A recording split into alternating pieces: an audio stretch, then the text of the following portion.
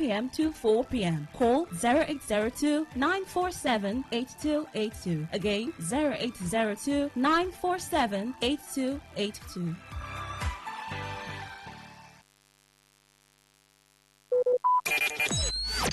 Talk radio. I listen to a lot of talk radio. 95.1 FM. Whether it's happening in Port Harcourt, South South, Nigeria, or around the world, we've got you covered. On air, online, delivering balanced news and unbiased analysis. Today, 95.1 FM.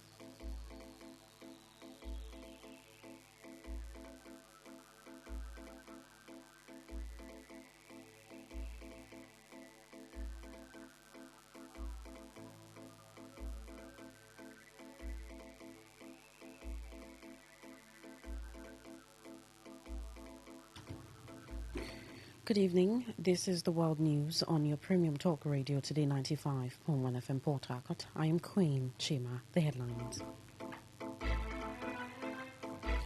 A federal high court dismisses suit challenging legality of River State sole administrator. ASU seeks wider stakeholder intervention as face-off with federal government lingers.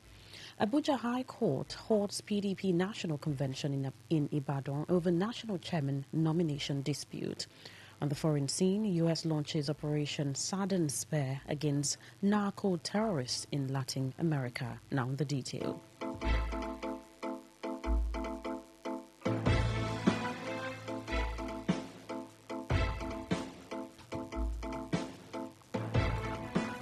A federal high court sitting in Port Harcourt has dismissed a suit filed by a civil society organization, Initiative for Freedom, Conflict Prevention and Social Integration, challenging the legality of President Bola Tinubu's actions regarding the political situation in Rivers State. The group had approached the court through an originating summons, asking it to determine whether, under Section 305 of the 1999 Constitution, as amended, the President has the power to suspend a sitting governor through a proclamation referencing the recent development in Rivers State. They also sought clarification on whether under Section 179(1) and 2 of the Constitution, the appointment of a sole administrator by the President could confer executive powers equivalent to those of an elected governor. Among other reliefs, the plaintiffs asked the court to declare President Tinubu's proclamation suspending the River State governor as ultra-vires, illegal and contrary to the intent of the Constitution. Delivering the judgment, Presiding Judge Justice Mohammed Turaki held that the plaintiff lacked the local standing to institute the action without joining the River State Governor Siminalayi Fubara as a party. He cited a similar decision from Oyo State, ruling that the case had become an academic exercise and subsequently dismissed the suit. Today, FM's Uchindo Joe reports that while counsel to defendants declined to comment on the judgment, counsel to the plaintiff, Amigwa Lezina, told newsmen outside the courtroom that they would study the ruling to determine their next steps. The position the court took was simply because the present governor of Rivers State, who was then suspended, His Excellency Similaye Fubara, was not joined as a party. So for that, the court decided not to delve into the merits of the matter. Having said that, on the grounds that we never had locus since Fubara was not joined as a party. Be that as it may, we would look at the contents, we would consult with our clients and look at the contents of the judgment, upon which, if need be, would also proceed to the Court of Appeal, since the merit of the matter was not actually looked into by the court. In a separate suit filed by the Initiative for Freedom, Conflict Prevention and Social Integration, challenging the legality of the National Assembly's ratification of the appointment of the sole administrator of Rivers State, retired Vice Admiral Ibokete Ibas, the Federal High Court in Port Harcourt has adjourned judgment to January 23, 2026. Presiding Judge Justice Mohammed Turaki fixed the date after all parties adopted their final written addresses. The civil society organization is questioning the authority of the National Assembly to constitute a committee to oversee emergency rule in Rivers State, as well as its role in receiving the state's 2025 budget. The defendants in the suit include the sole administrator, retired Vice Admiral Ibokete Ibas, the Attorney General of the Federation, and the National Assembly. In another suit filed by the same group, this time challenging the appointment and constitution of the chairman and members of the Rivers State Independent Electoral Commission, Justice Turaki adjourned proceedings to December 5, 2025 for the adoption of processes. Speaking to Today FM's Uchindo Joe, outside the courtroom, counsel to the plaintiff, Kingdom Chukwueze, explained the basis of both suits, particularly the matter questioning the National Assembly's actions. This suit is basically about the National Assembly ratification of declaration of state of emergency in Rivers State and the suspension of the governor of Rivers State. And the contention of the plaintiff is that the National Assembly, by the provision of the law, with respect to the Constitution, cannot ratify the removal of an elected governor and then the appointment of another person who is not recognized by the Constitution to take over the administration, management, and control of Rivers State. The Academic Staff Union of Universities, ASU Port Harcourt Zone, has appealed to traditional rulers, students, parents, the Nigeria Labour Congress, NLC, and civil society organizations to intervene in the union's long-standing disputes with the federal government, urging the implementation of agreements reached over the past 16 years. Speaking at a press conference held at the ASU Secretariat, University of Port Harcourt, the zonal coordinator, Uzoma Chima, who said the union suspended its 2-week strike to give the federal government room to address the issues, however, expressed concern that government has remained nonchalant despite the window for dialogue.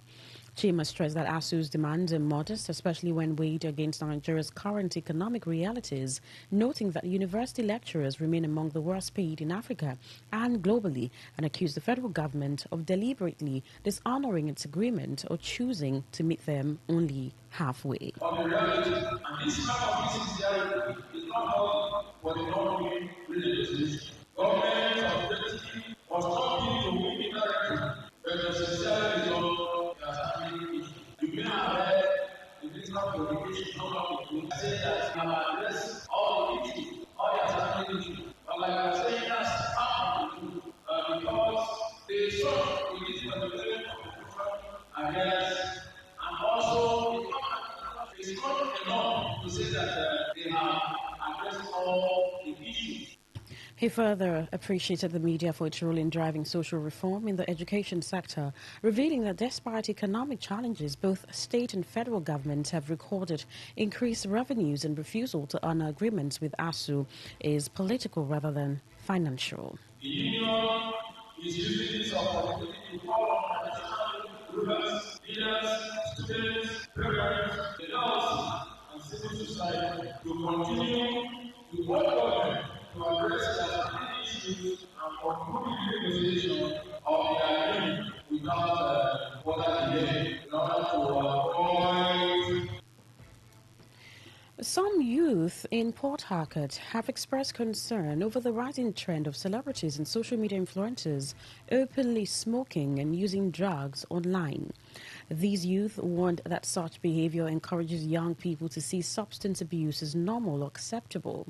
Speaking with Today FM Uloma Musu, the youth said while they were not personally influenced by the actions of these public figures, peer pressure and the desire to fit in often push many young people to imitate what they see on social media. In my view, no, celebrities cannot influence me to take hard drugs. Celebrities cannot also influence me to smoke. Okay, take for example, Davido happens to be one of my favorite artists in Nigeria, and I like his songs. A lot of young people are under peer pressure. It's a part of life, actually, because human beings, we love to connect. We love to feel among. We don't like that fear of missing out. A lot of people see it that it gives them importance and all of that. But not every human being is like that. Most human beings are like that, especially young people. Social media made everybody feeling like, okay, all these celebrities and influencers, they are living large, they are living good, so therefore we should follow their lifestyles and all of that. Especially all these young people that seem to like admire them and try to like imitate everything they see online, even down to their habit of smoking and taking drugs.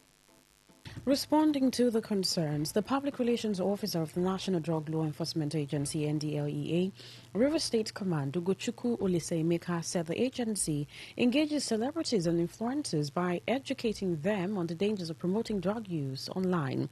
Olisaemeka added that the NDLEA also collaborates with social media platforms to track and remove drug-related content that violates regulations. She further advised young people to seek proper information about drug abuse and develop coping skills that will enable them resist pressure to experiment with drugs. We try to engage the influencers, the celebrities. We try to talk to them about the dangers of their action. We also try to come up campaigns. We try to come up with also content that teaches about the need to keep away from substance abuse, the dangers of substance abuse. And then on our own part, we also try to educate the people, because we realize that most times the youth do not understand the need to know about drug abuse and its consequences. The Chief Medical Director of Obsidian Hospital, Dr. Obi Valentine, has attributed the rising cases of diabetes and hypertension to increasing consumption of processed foods and declining levels of physical activity. Dr. Valentine stated this during a free blood sugar and blood pressure screening organized by the hospital along Eagle Cement Road in the Rumo Lumini community, where he called for intensified awareness campaigns to tackle the growing burden of the disease as part of activities marking the 2025 World Diabetes Day. The medical expert noted that nearly half of the world's population is affected by diabetes and hypertension, stressing the need for citizens to regularly check their health status and adopt healthier diets. There seems to be a growing burden of both hypertension and diabetes in the world. Nearly 50% of adults globally are hypertensive, and only about 50% of them know that they're hypertensive. We want to create more awareness for people to try to know their status when as regards hypertension and diabetes. Based on research, we found that this is linked to changes in our diet. We now eat more processed food, more canned meals and fast food, and there's also a degree of physical inactivity. Some beneficiaries of the free screening, including Lawrence Olube, while expressing appreciation to the hospital for the initiative, said the exercise helped them understand their health status and encouraged others to take advantage of similar opportunities. I've benefited from this outreach in that I know my blood sugar status, I know my blood pressure, and I've been able to speak to doctor as regards some of the concerns I've had about my health. I would advise anybody and everybody to come and also come and benefit from this outreach. One thing I've benefited is a free checkup, and checked my BP, checked my blood sugar level, and also my heart. So I had the opportunity to meet with a doctor one-on-one for consultations, questionings, and all that. So I was well received, as well as every other person I've seen around. World Diabetes Day is observed globally on November 14, and this year's theme, Diabetes Across Life Stages, highlights the need for people living with diabetes to have access to integrated care, supportive environments, and policies that promote health, dignity, and effective self-management. You're listening to the World News on Today 95.1 FM, Voice of the People. After the break, more news, foreign, and sports stories. Do stay with us. Every day, every hour, when the big stories break, depend on our 24-hour news team to bring you the latest. Today, 95.1 FM.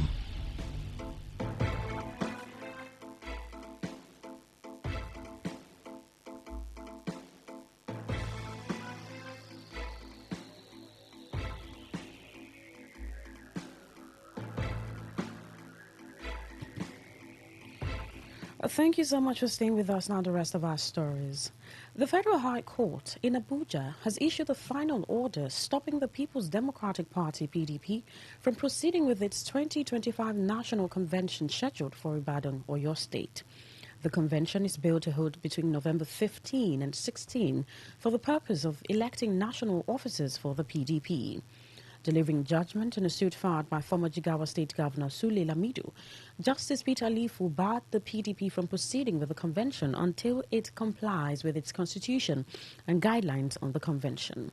He ordered that the convention must be put on hold until Sule Lamido is allowed to purchase a nomination form for the office of the national chairman.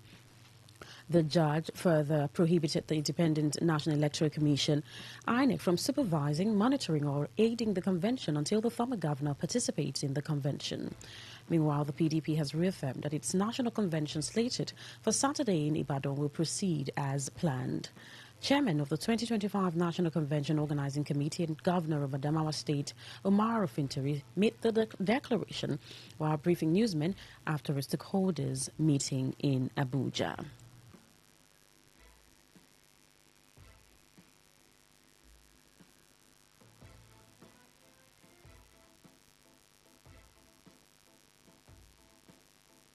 The King of Ubata Kingdom, His Royal Majesty Felix Otuwarikbo, has invited the public, as well as sons and daughters of the kingdom, to the 2025 edition of the Upata Unity Football Cup competition. The tournament, organized in collaboration with the Ogu's Youth Empowerment and Community Development Organization, is scheduled to hold on Saturday, November 15, 2025, at the UPE School Field in Idelha, or Hoda East Local Government Area of River State at 3 p.m. The special guest of honor for the event is Ogu's Chinedu, Chief Executive Officer of the Ogu's Youth Empowerment and Community Development Organization. For further inquiries, the organizers can be reached on 0803 883-2299 or 0803 969 5167. The Ehio family of Ruma Agwonwa community, Rumo Draweri, Rumo Kute Clan, Nobia Local Government Area of River State, has announced the passing of their patriarch, late Elder Mishak Onwume Ehio, who died on 6th of April 2025. At the age of 90. According to the burial program by the chief mourner, Elder Sonny Ehio, at 3 p.m. today, the body will leave the mortuary for a brief stop at his maternal home in Anaka, Obogoro, Nubia or local government area. Later at 6 p.m., the body will be taken to his compound at number 2 Farm Road off NTA in Boba, Port Harcourt, where it will lie in state for an all-night traditional wakekeep. Tomorrow, 15th November, the interment will take place at 11 a.m. And on the foreign scene, U.S. Defense Secretary Pete Hegseth has announced the launch of Operation Southern Spare, a military campaign aimed at removing narco-terrorists from the Western Hemisphere amid growing concerns over a U.S. naval buildup in Latin American waters. While details on the operation's specific objectives or how it differs from ongoing military actions in the region are not provided, the Trump administration has already deployed naval and air forces across the Caribbean and Eastern Pacific as part of its anti-drug offensive. Since early September, U.S. forces have carried out strikes on approximately 20 vessels in the international waters, killing at least 76 people. In response, Venezuela announced a nationwide military deployment to counter the increased U.S. naval presence off its coast.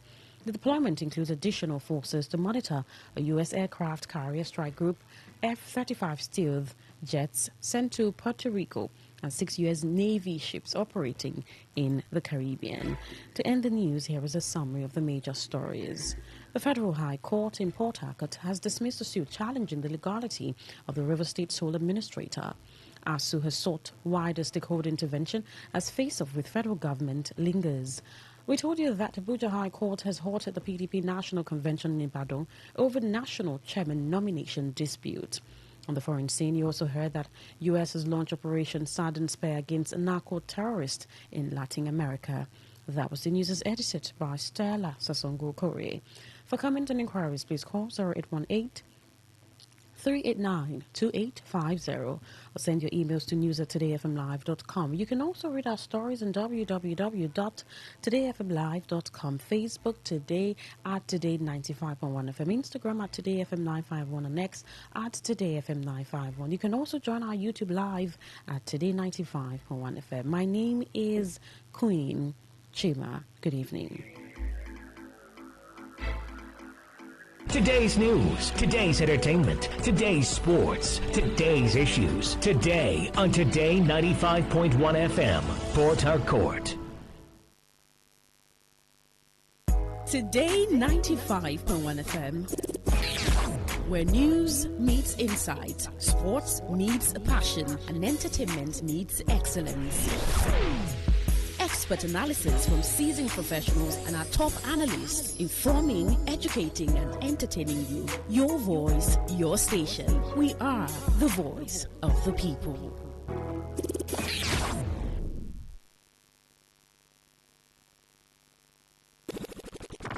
It's been an exciting week. It's been an awesome week. And just in case you missed out on our big stories this week, we got you covered. Rewind comes up every Saturday, 6:30 a.m. And here you get your total rundown of all the big stories and trends for the week in River State. And this is brought to you by your premium talk radio, Today 95.1 FM, Port Harcourt. Rewind, 6:30 a.m. every Saturday. Don't miss it.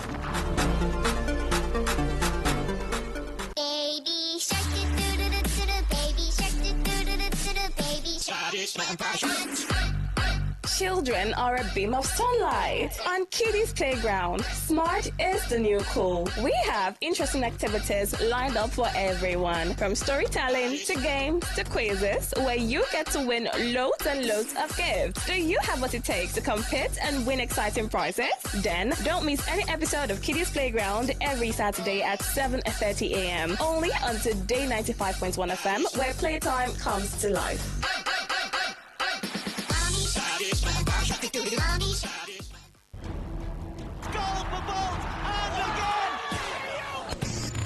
Catch all the latest and trending sports stories on Sports Attack on your premium talk, news, and sports radio station. 6:30 a.m. every weekday.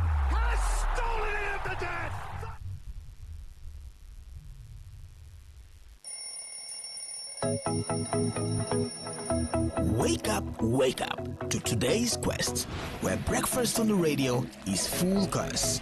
We start with some motivation to ignite the spark in you for a great day. Then a full interactive sports show on Sport Attack 6:30 a.m.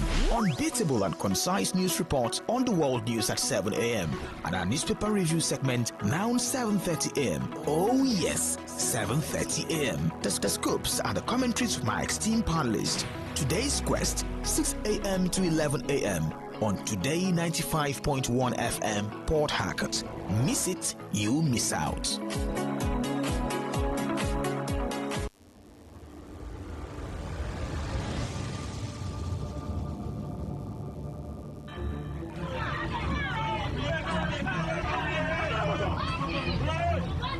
Have you ever been in a situation where you had to pay a fine for an indictment? Then you later found out that there was an already established law to protect you from that penalty. Have you ever been denied a position because of your gender or disability? Have you ever been discriminated, treated unfairly, assaulted or cheated by your landlord, employer, tax collectors, bank, family, business partners, and the police. What if the bridge between you and justice is just the right knowledge? I'm sure you've heard that knowledge is power. Join us every Saturday, 10 to 10:30 a.m. on Today 95.1 FM for the program The Law Today, to get acquainted with your legal rights and beneficial interests as a citizen of Nigeria. The Law Today, 10 to 10:30 a.m. every Saturday, is brought to you by Today 95.1 FM, Port Harcourt.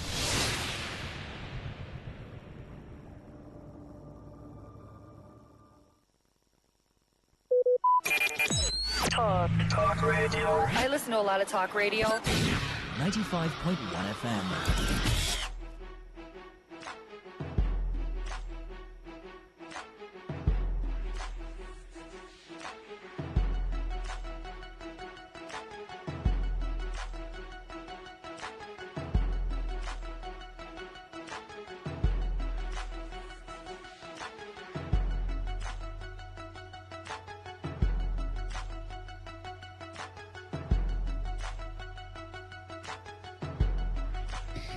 You're still tuned in to Today 95.1 FM, Voice of the People. 6:26 p.m., Friday, November 14, 2025. Thank you so much for staying with us. My name is Queen Chima. Well, I have guests in the studio and they have important information. Usually when we put out this time for these information, it's something that you should take a listen to, may be beneficial to you. I have representatives to talk about blockchain earning. I have a pretty lady in the studio, Happiness DeFi. How are you doing, Happiness? I'm very fine, thank you. All right. I have Honorable Basil. Honorable Basil, it's good to have you here. Oh, I'm good. And I also have David AK. Good evening, David AK. Good evening. Happiness, blockchain earning with Carnivus and Betterwise. What's that about? When we talk about blockchain technology, basically we're talking about a digital database that records transactions across multiple blocks, and that's why it's called a blockchain, because it records transactions across different blocks, and this makes transactions to be transparent and immutable, meaning that whatever thing that is recorded on the blockchain technology cannot be altered. Okay. Yeah. So why is Carnivus and Betterwise, why are they collaborating for this blockchain earning? They are collaborating because they want to let people know that they can actually earn from the blockchain technology using the Carnivus ecosystem and business. Okay. Honorable Basil, you want to add to that? Yeah. That's the real reason why we are here. I am the CEO of Betterwise. Because, the Bible says, my people perish because of lack of knowledge. So we actually want to bring this knowledge to our people. And this knowledge is absolutely free of charge. We are not charging anything. So Carnivus is an entity, it's a company that has their own digital assets. And we looked at it and we need to get our people into it. So we decided to form this organization and bring this education to our people. So Carnivus and Betterwise, they're in partnership. The Betterwise is here just to educate people, to make sure people learn how they can walk through this blockchain technology, DeFi, and the rest of them, and make a lot of money. Recently, the President of America, Donald Trump, signed a genius act. That act says that virtual currency is not going to replace our fiat. Fiat is paper money. And the question is, if that has happened, US is the superpower, very soon is going to, come all over the world, and our people need to know, they need to learn about this. So we decided to bring education to them so that we teach them, we train them on how they can go about it. What are the structures like? I mean, at Carnivus, Betterwise rather. What's the program like of learning? Well, immediately you come to our seminar, we train you, and you accept to be part of what we're doing, and buy some digital assets from Carnivus. Then it will be our responsibility to train you so that you know how to handle it. We also have another DeFi, decentralized finance, called Bitness, that gives you certain percentage. It's a digital bank. When you put your money in that digital bank, your money gives you certain percentage, maybe daily, weekly, or monthly, depending on how you want it. And your money is accessible to you anytime you want it. You know, in Nigerian bank today, if you put a million naira today in your account, and maybe after 1 year you go to take it. If you actually what's the one they put, and what's it interest called? The one that give it, what they call it? That's what they put Return interest. of investment? No, not an investment. That's one. You tie your money for certain months or fixed deposit. Yeah. When you fix your money, you will see that you're getting little or nothing. Maybe in a whole year you're getting 7% or maybe 5%. It's not like this here. But here, when you put in your money and keep it there, fix it for like only 1 month, you can be making like 24% of your money. 24%? Yes, that's how it works. You know, and it is accessible to you at any given time. You know, your money is not with anybody. But you have to learn. Yes, you have to learn. I hear that there's a seminar coming up tomorrow. David AK, can you talk our about seminar is coming up tomorrow, and the venue is at Park Hotel, number 1 Waterworks Road, Rumola, opposite NEPA office, Port Harcourt. We have 2 sections, 1 in the morning and 1 in the afternoon. Morning hour is 11 a.m. to 1 p.m., then 2 p.m. to 4 p.m.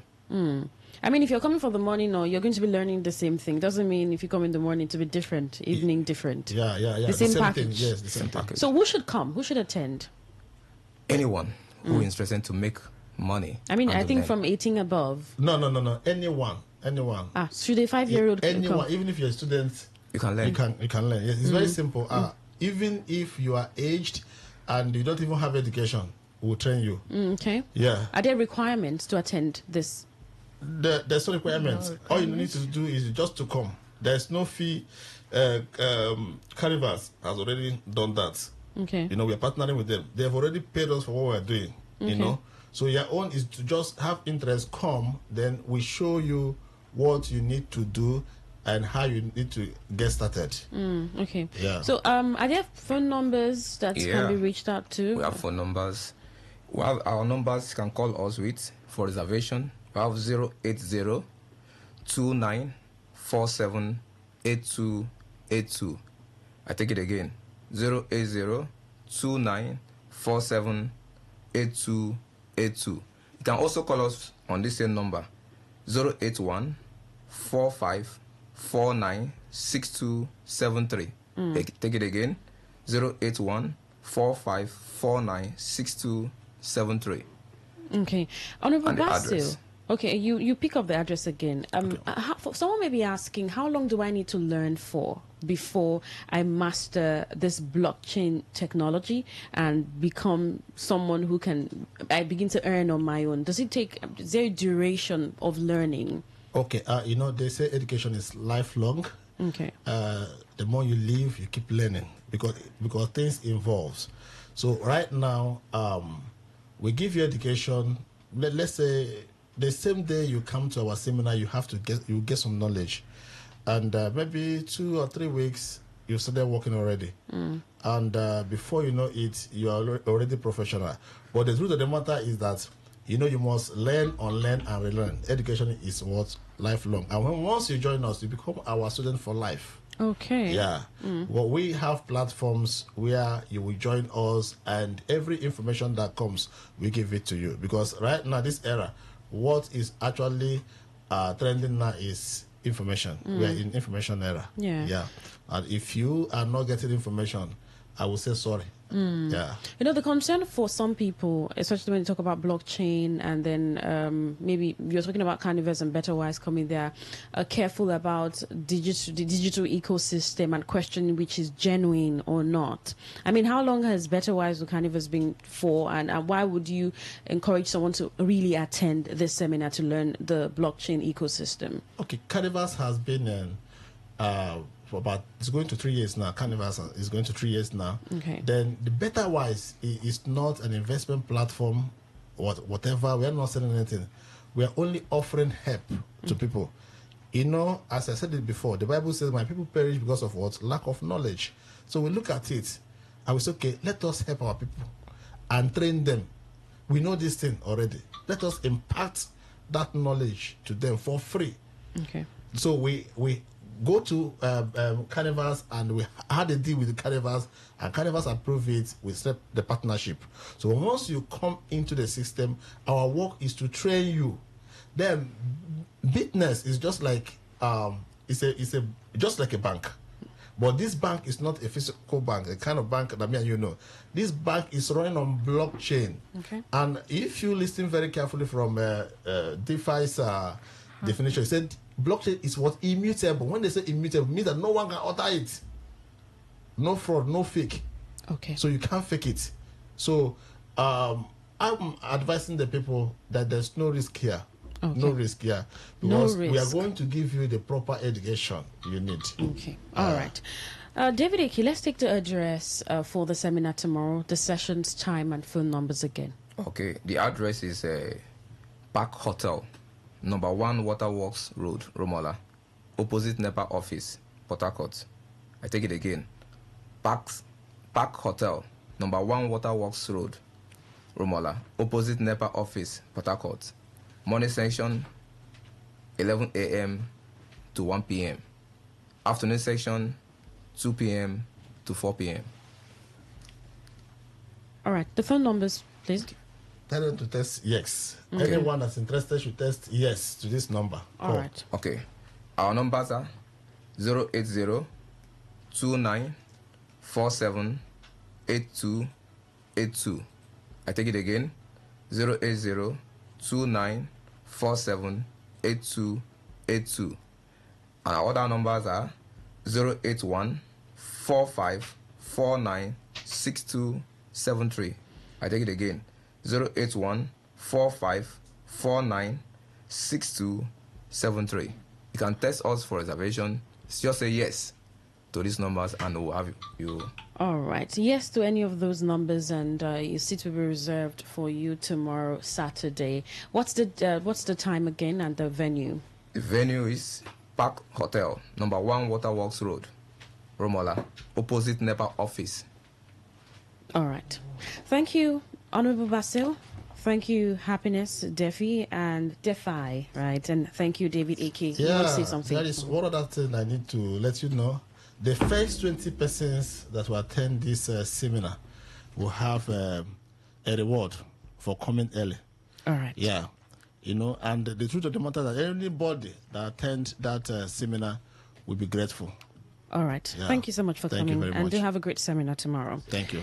That's it on Today 95.1 FM, 7 o'clock. Yes, today's woman, so you don't want to miss a very interesting conversation right here on the dial. Women talk that men can be part of, women can be part of too, and running through our amazing schedules that we have for you this evening. I'm Queen Chima. Good evening.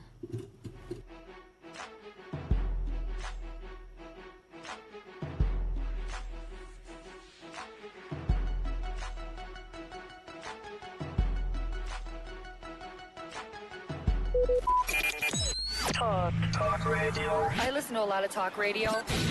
95.1 FM. Port Harcourt, are you ready? Today, 95.1 FM, the voice of the people.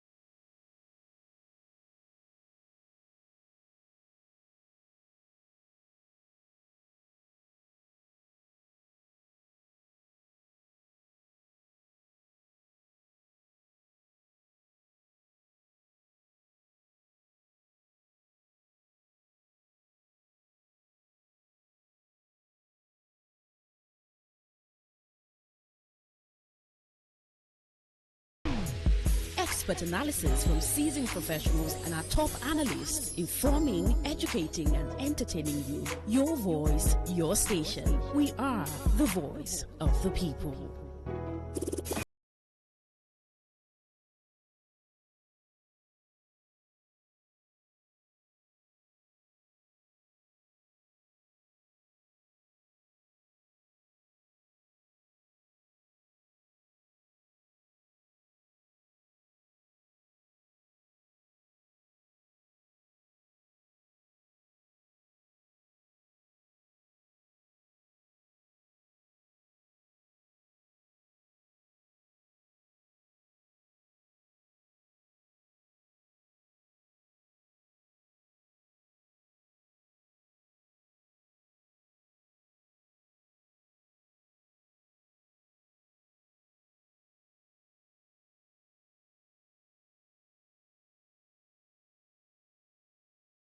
Right, if you are not new on this dial and you hear this tune at this hour, this minute, you know exactly what time it is.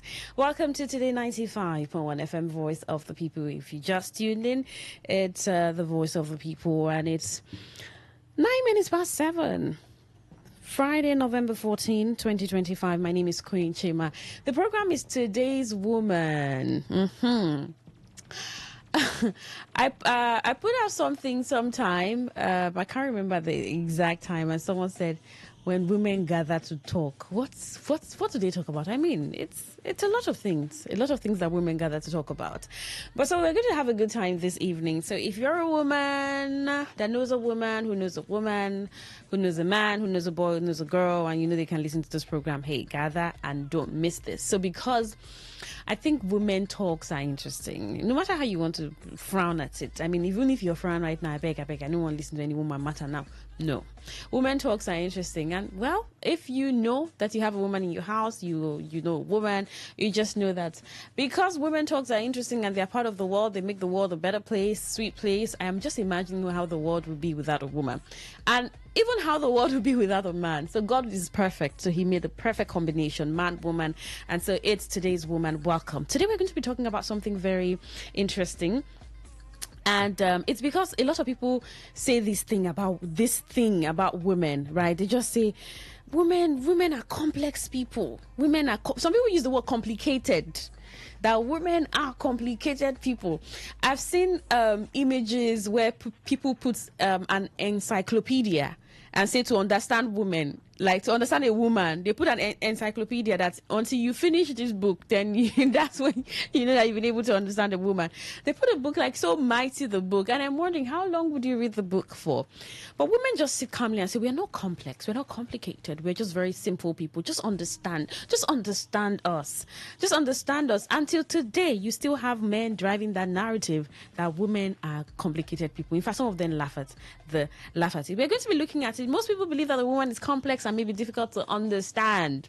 So some people believe that for a man to understand a woman, he has to have been with a lot of women. Relating with them physically, socially, and even sexually. I mean, some people say for you to even understand one, you understand a woman, you need to have been a womanizer. Debbie, how are you doing? It's good to have you in the studio. Thank you so much, Queen. Good evening. Good evening. I like your car. Are you gonna give me? I don't know. Oh, what? I'll get you one. Oh my god! I'm happy. I'll tell you the color I like. Am I supposed to pick a color? No, you can, of course. Okay, absolutely. Debbie, are you complicated? Nah, I'm not. Are you complex? I am not complex. Debbie and complexity does not go together. So. But have you heard people say that women are complex? A lot. Like, you know, in fact, now it's just like anthem. You know, if somebody want to give excuse for someone else's shortcomings, you'd be like, you know, now women, you know, they are kind of complicated. You can never understand. They just give excuses not to create effort or not to add effort to get to know a woman, understand, and have good communication. So to me, all those things are just excuses. They are not true. Yeah. Okay, so you just said something that's important. I mean, someone say, you said there are excuses not to put in effort. Yeah, right. Not to communicate. Yeah, exactly. But But I mean, for some people, they think that women are truly complex, and they have a lot of things to give you as instances. Okay. They say a man's life is just simple, right? Okay, let's start from physical appearance of a woman. Okay. So you know that they say, oh, woman now this is not. It's not generic, right? Okay. They say a woman has to put on makeup. Some people say, oh, why are you adding lash to your or already Natural lash, your natural lash? Why are you doing your brows? Why do you have a lipstick on? Why do you have the long weaves, the weave on, right? Do you need to be, can't you, like, so this is one of what some people, I'm talking about physical now, Okay. because we'll go to other aspects. Okay. This is what people believe and say, yes, women are complex. They cannot comprehend. Okay, yes, now that's the not comprehending for them is why they think that there's complexity there. But that's just beauty. That's just beauty. Okay. If you understand a woman that she has to be beautiful, she has to look good, and this is how she wants to look good, accept it. Just accept it. Okay. So you're trying to understand, why do you have to pull lashes there? Why do you have to fix your nails? You know. We just want to feel ourselves in our own way. Yeah. So you just, a lady wants to fix lashes, she can fix. A lady want to fix her nails, she can fix as well. So just take it like that. You don't need to calculate and draw conclusions and all that. The Mike, we have Divine here, right? Do you think women are complex? Are you complex? Are you complex or complicated? I'm not complicated. Do you think you're complex? Yes. What makes you complex? I don't really know. I don't know. But I'm complex. I'm not complicated. Okay, you're complex but not complicated. Okay, complexity can come with complication, but complication may not come with complexity. Yeah. But do you have you heard people say women are very complex people? Yes, a lot of time. Why do they say that? Sometimes they feel like we're demanding. Okay. But we're just being who we are. We're just being the woman who we're supposed to be. No extra. I don't understand. Do you think you're demanding? Yes. Demanding from who? From them now. I think the men especially. Okay. Some of them, not all, because I know that there are men out there that don't think women are demanding. So is that the only thing that makes a woman complex? No, that's not the only thing. What else if you think a woman is complex? You don't think a woman is complicated, but you think she's complex. Yes. What else? I don't want to talk. Why?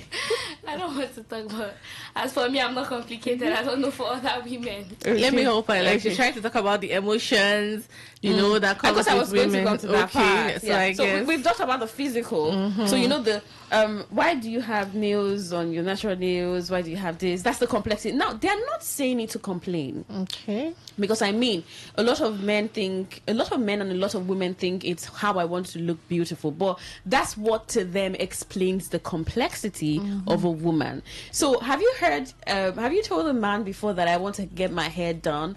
Or a man just hears that you're going to spend so $1,000 to get your hair done, and he says, wait, I'm just going to use how much to cut my hair. Do you get it? Like, why are the things of women different? So that's the complexity. Why some people frown at the complexity. There are people who understand that, I mean, they're just complex, and I understand. But see, women are complex, but I don't have a problem with it.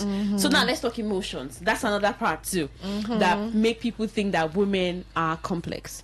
So you say a woman will be telling you yes, some women will be telling you yes, but they actually mean no. You see, body posture, body movement. Okay, at times you'd be like, you just have to, when we talk about emotions that has to do with women, to me, I feel that's a beautiful thing because I don't have to say something. I could just maybe roll my eyes. You would know if I'm interested or not. You would know if I'm saying yes or not. Why do you have to roll your eyes? Why not just say it? Or if I just like smack my lips or just, bluff something else.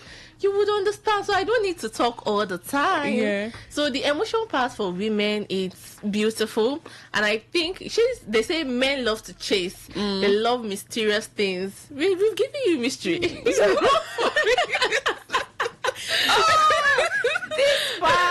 This part. Men love to chase, so we've given you mystery. Deal with it. deal with it. Deal with the mystery. Find, ultimate search. Oh my God. What's she trying to say now? What does she mean? Do you think men these days, men of these days, they like this chasing thing? I mean, do you think men these days like the chasing and the mystery? So I don't have your time. So, because I've seen a video where the man was like, just say it. I've also seen a video where a girl said, the moment she says, I'm fine, just know that she's not fine. So how are you doing? I'm fine. See the facial expression. How are you doing? Fine. Are you sure you're fine? Fine. Some people tell you, okay. I mean, most men, you say, I'm fine. You say, oh, okay. And to me, that's dismissive. And then you go back and you tell, so I don't understand. I told you I'm fine and you thought I'm fine. I mean, you should ask me if my face. But is this not complexity in typical example that we just gave? Okay. I think if you're not fine, just say you're not fine. Oh, how hard is it? Kind of hard, especially if you're dealing with let's say love. If it's official, it's quite difficult for you to add emotions. You just have to come straight with how you feel. But for love, mutual families and all that, you could just use your emotions or your facial expression or your mood. If you're sad, somebody would know you're sad. You don't have to come and say, I am sad.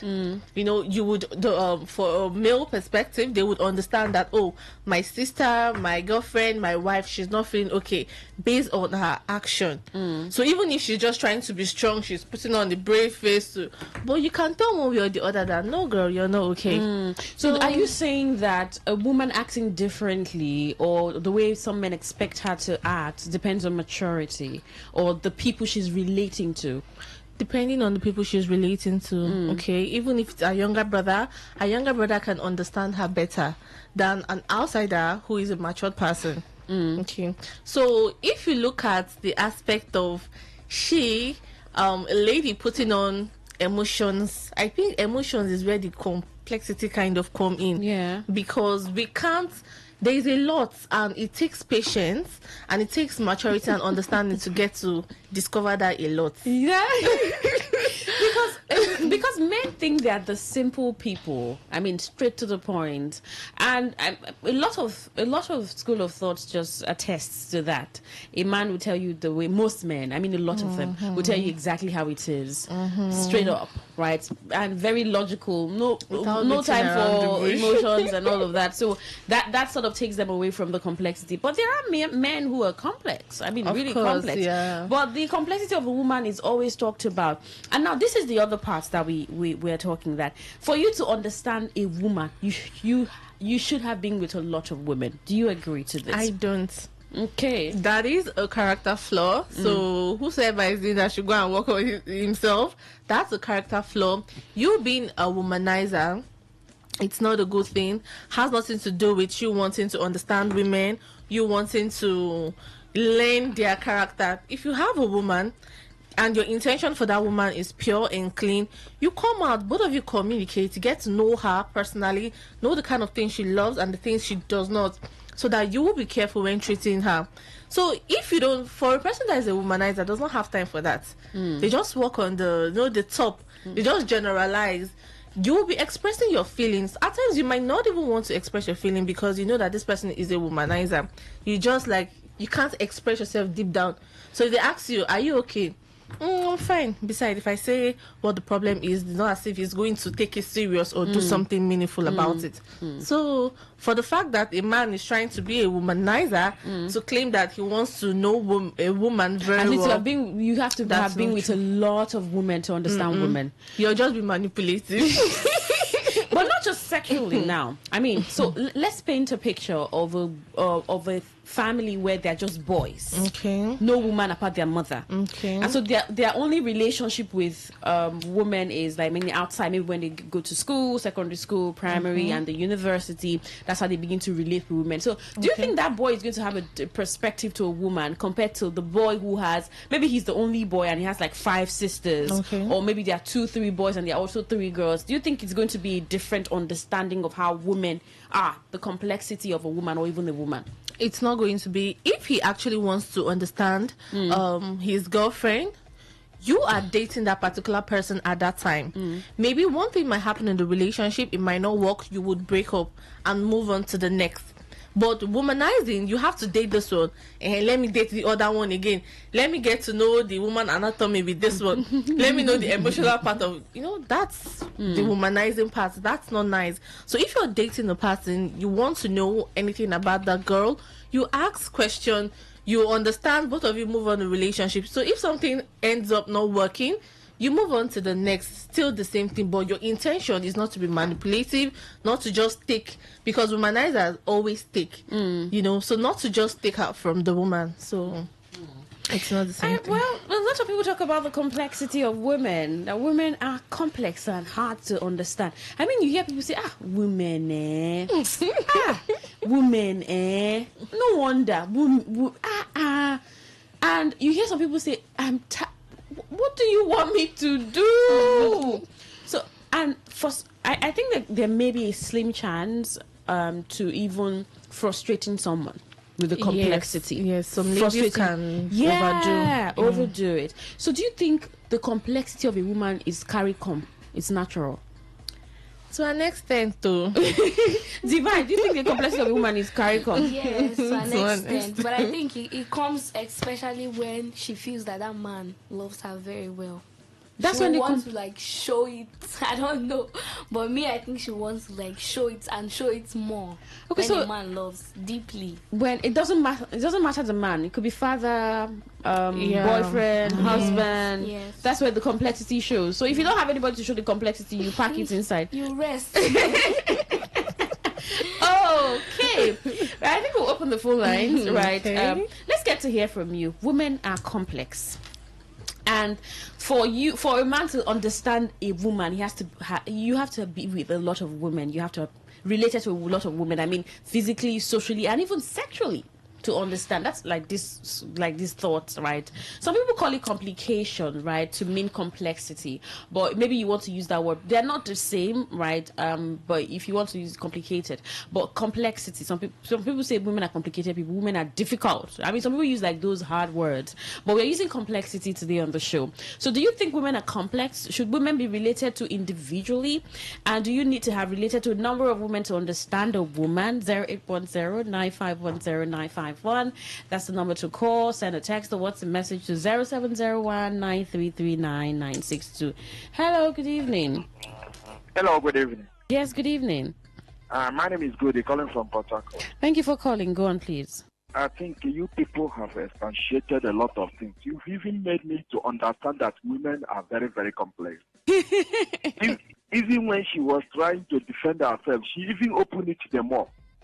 She rolled her eye. How can you understand that somebody is emotionally down? And when the person is somehow maybe a kind of expressing her feelings, I want you to understand body language, paralanguage. How can you behave? Sometimes you see somebody, I know the face for you, now leave me, I need the face. Are you annoyed? No, I'm not annoyed. How will you know that somebody is? I mean, you just want her to tell you if she's annoyed or not. Straight to the point. No, sometimes, women are very pretentious. Okay. Sometimes they try to hit some certain things. They will not let you know. And when you try to dig, because it's your spouse or your girlfriend or what, you try to dig deep. What is happening now? Beg, tell me now, what's the problem? And beg, leave me alone. Are you annoyed with me? No, I'm not the first for you. Leave me. And my sister, you be tired. You talk like this, leave me. You talk like this, leave me. What do you do by then? And then you will calm down. When you calm down, you don't want to talk to me. You just relax here. I didn't hear. I have been talking to you now. You don't want to respond to me. The complexity is so high that sometimes you begin to wonder, why is this woman? Some people will tell you, in fact, I don't want marriage. This woman makes them go their way. Hey, this one touched you. This one touched him. This one touched you. It touched you well. Let's hear from you. Are women complex? Good evening. Yes, good evening. Yeah, kindly speak up, please. Mr. Joseph. All right, Mr. Joseph, go on. women, they have complex people. Even sometimes when you tend to like offer an assistance to a lady, need their assistance, they help, but they get pretending. Sometimes they will tell you that they don't need your help. Some will say man does not have a demand for something in return. Some of them, they suffer themselves, even go hungry. They need help from somebody. So until you change your perspective, your mental mindset, I don't know how to put it, but I want to tell you that women, they are very, very complex. Sometimes you demand for ordinary phone number from a lady.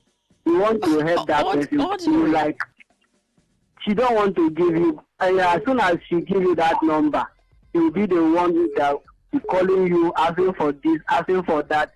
I don't know. Even when you want to do something, go or offer a job offer for a lady, they will not want to take that offer. Some of them, I don't know their mindset. Maybe due to parental brought up or whatever, or their past experience. But to say that to relate with women, as women as to have that knowledge or to know how to relate with women, I don't think so, because you having multiple female friends, sometimes you have knowledge that you shouldn't have, and that will literally affect you when you end up getting married. You may not relate with your wife the way you should. I think before you enter into any relationship or have any female friend, try to know their weaknesses so that when such things occur, you know how to handle it. All right. Good evening. Your name and location. Are women complex? The Queen and the Crew. Debbie and Divine. Good evening to you all. Yeah, good evening. My name is Dede Henry Queen. All right, Dede Henry, it's good to hear from you. Yes. How do you explain a human being who, will not do without trouble, from the clothes she wears, to the hair she wears, to the nails, to everything about or her?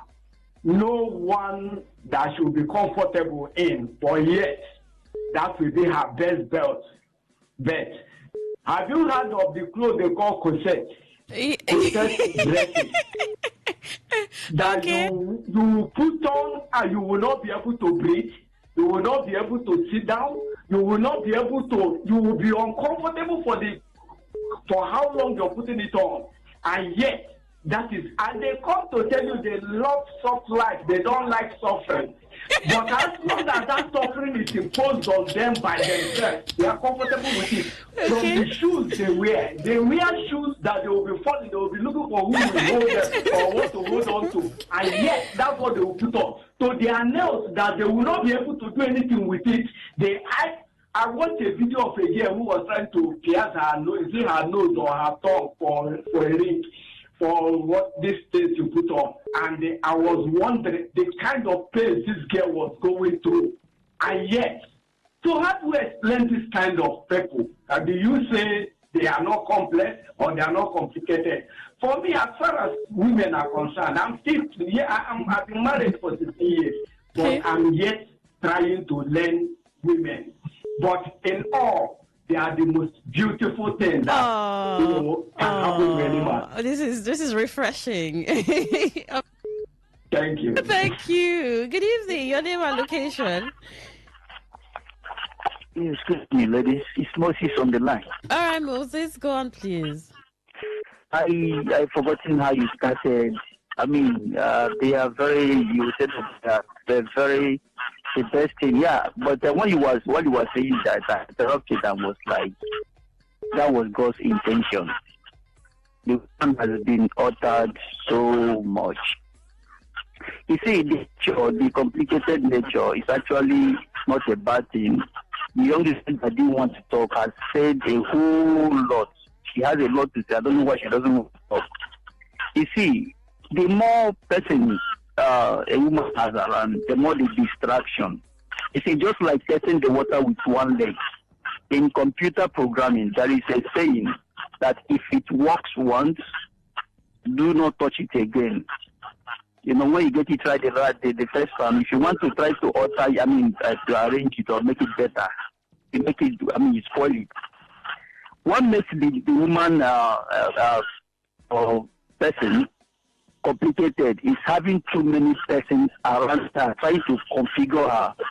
The woman is a very fragile creature, and this dry-headed, how do I put it? Emotion is what makes them, another thing that makes them complicated. You know, God is not an unwise God. You know, men reason logically and the women the other way around. And to work with a woman, so before I come to that, you notice something that that some men believe that the more women you date, the more it's a very wrong conception. The same goes for the woman. You do not know, you can never understand men dating multiple men or having more men around you. The same with women. And then what I want to say is, you see, the best way to understand the woman is be patient. And then if she doesn't have so much people around her to configure her, God did not create the woman to be like everywhere, to be configured, whether sexually, socially, or otherwise, by different persons. A woman is supposed to be, accessible to just the person that, just like the person that owns house. Sorry to use the word owns. The more persons a woman has talking to her, that the more distracted or confused she becomes. They are very, very fragile. Anyway, let me talk. That's my take on that. All right, thank you for your take. Good evening. Are women complex? With that complication or complex, it's better you invite your brother to your house than for you to invite a woman. When you invite your sister, a whole responsibility fall on you. You have the path, you clothes, you have the air. You talk on the street, you talk about the island, you give some of naira and dress your. But your brother will only come to your house. You just find a soap, you bath. Everything is all right. You eat at the end. But your sister, I will do this, I will do that. From father to boyfriend, from boyfriend to husband, you will carry the responsibility. And you will know that you are suffering more. Even yourself, you take a lighter thing, you care for yourself very lightly. But a woman, my brother, they burden, they carry their load. Their load is in their bag. They carry this and they are going with it to the boyfriend, from boyfriend to the husband. Now, so you go carry the load until you die. No. Thank you very much. All right, thank you. Good evening. Are women complex? 100%. 100%. But you see, in as much as that, we love you guys, okay? So, I think going to Houston because you see women that wear clothes, that they are covered with it. You understand? Even they cannot move. They are catwalking. And there, the truth must be the truth is that men need to accommodate you people because we cannot do that guys, okay? Okay. That's the truth. Oh. Yes. So I don't have much to say. Your topic is you said enough. Let me just stop here. All right, thank you. Good evening. Your name and location. Hello, Pastor. Hello. Yes, I can hear you. Yeah, but all right, Reginald, go on, please. It's Queen, by the way. Okay, Lady Queen. Good evening. Yes, good evening. Yes. I think my fellow fellas have talked so much about this issue. But this discussion will not be completed. Lady Queen will start me hearing from our female fellas. I'm waiting for them. They will still call. I am certainly one of them will. Which means I should call our program to help us. And let me say that I need to be in a relationship with too many women because you know they are completely because from sister you have at home, your mother, your wife, you already know that the complicity in them. So, is it from the addressing, the way you have an appointment with your appointment that you want to attend with your wife, and you have a time to do.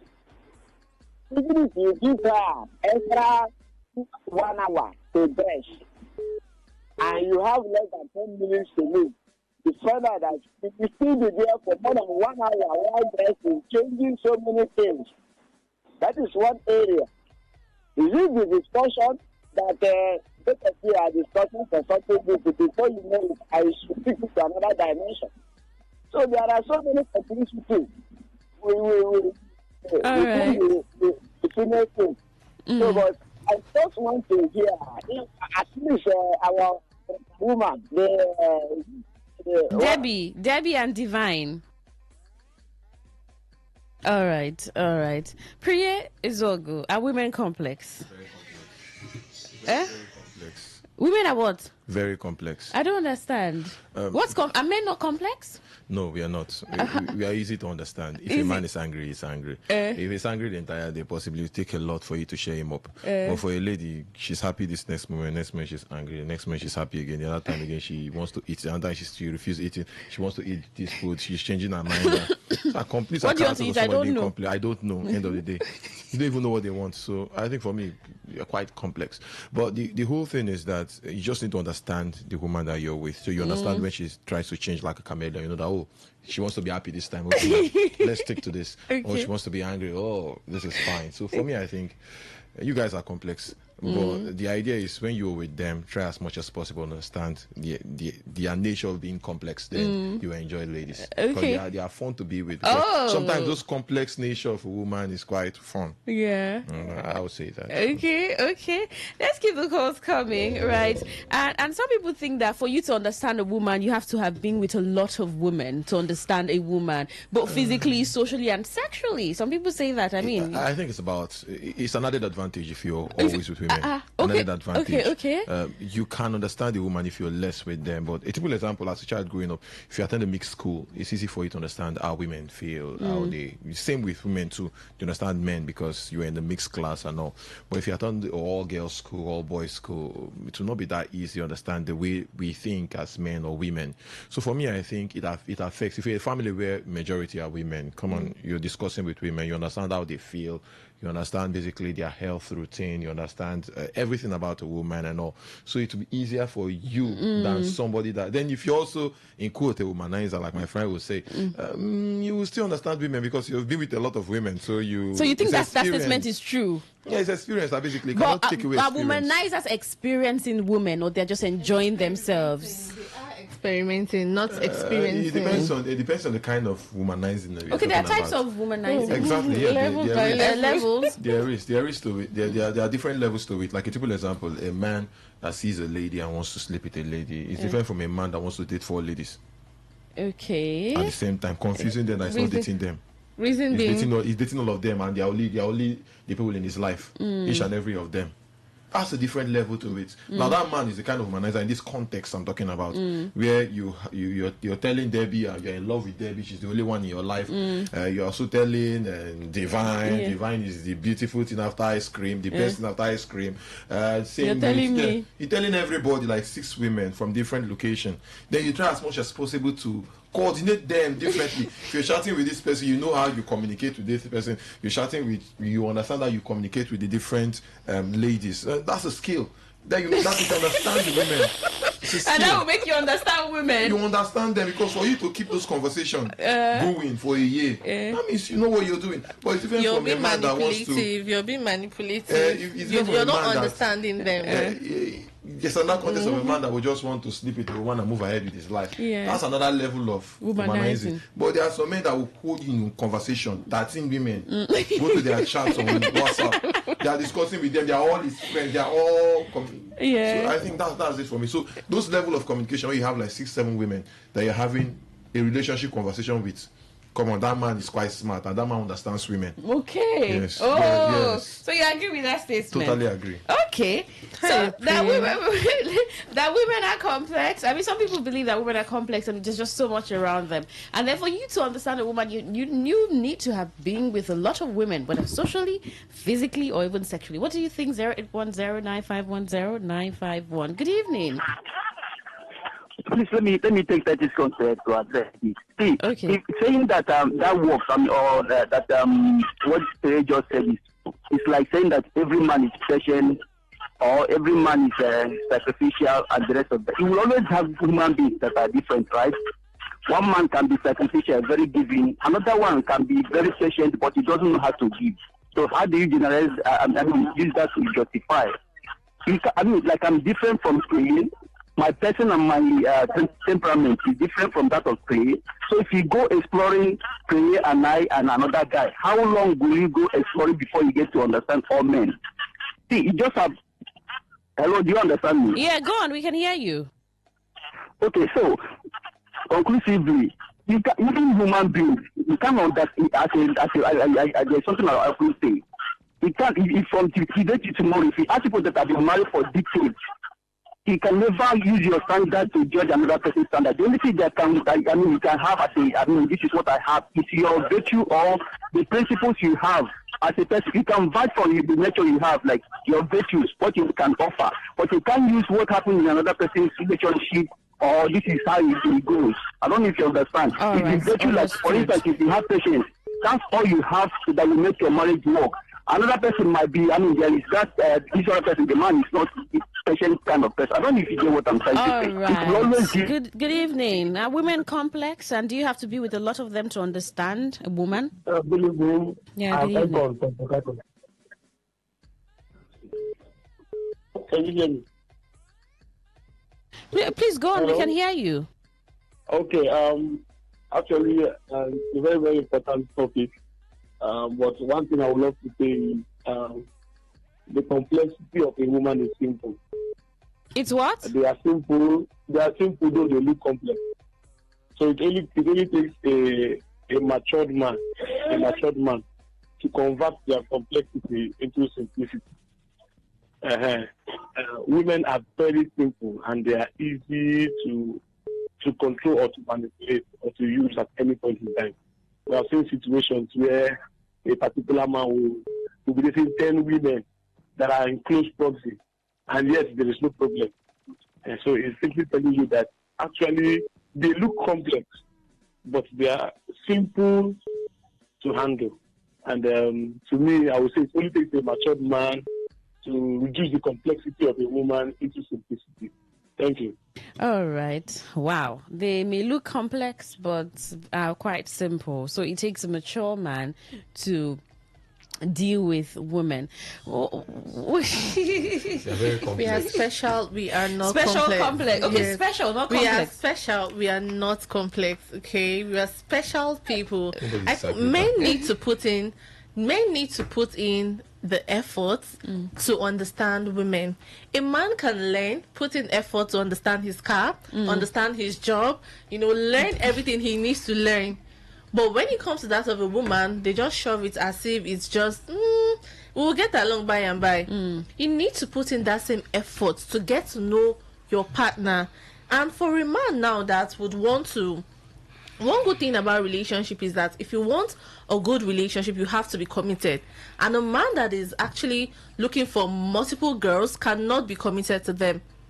He cannot be committed because by the time you're here, this lady is actually demanding this from you. You can't meet up because you still have to share a little to the next person. You still have to share the little to the next person. And these ladies will be taking the bare minimum, because for you to be committed to just one person, it takes a lot. And that a lot is one thing that men cannot deal with.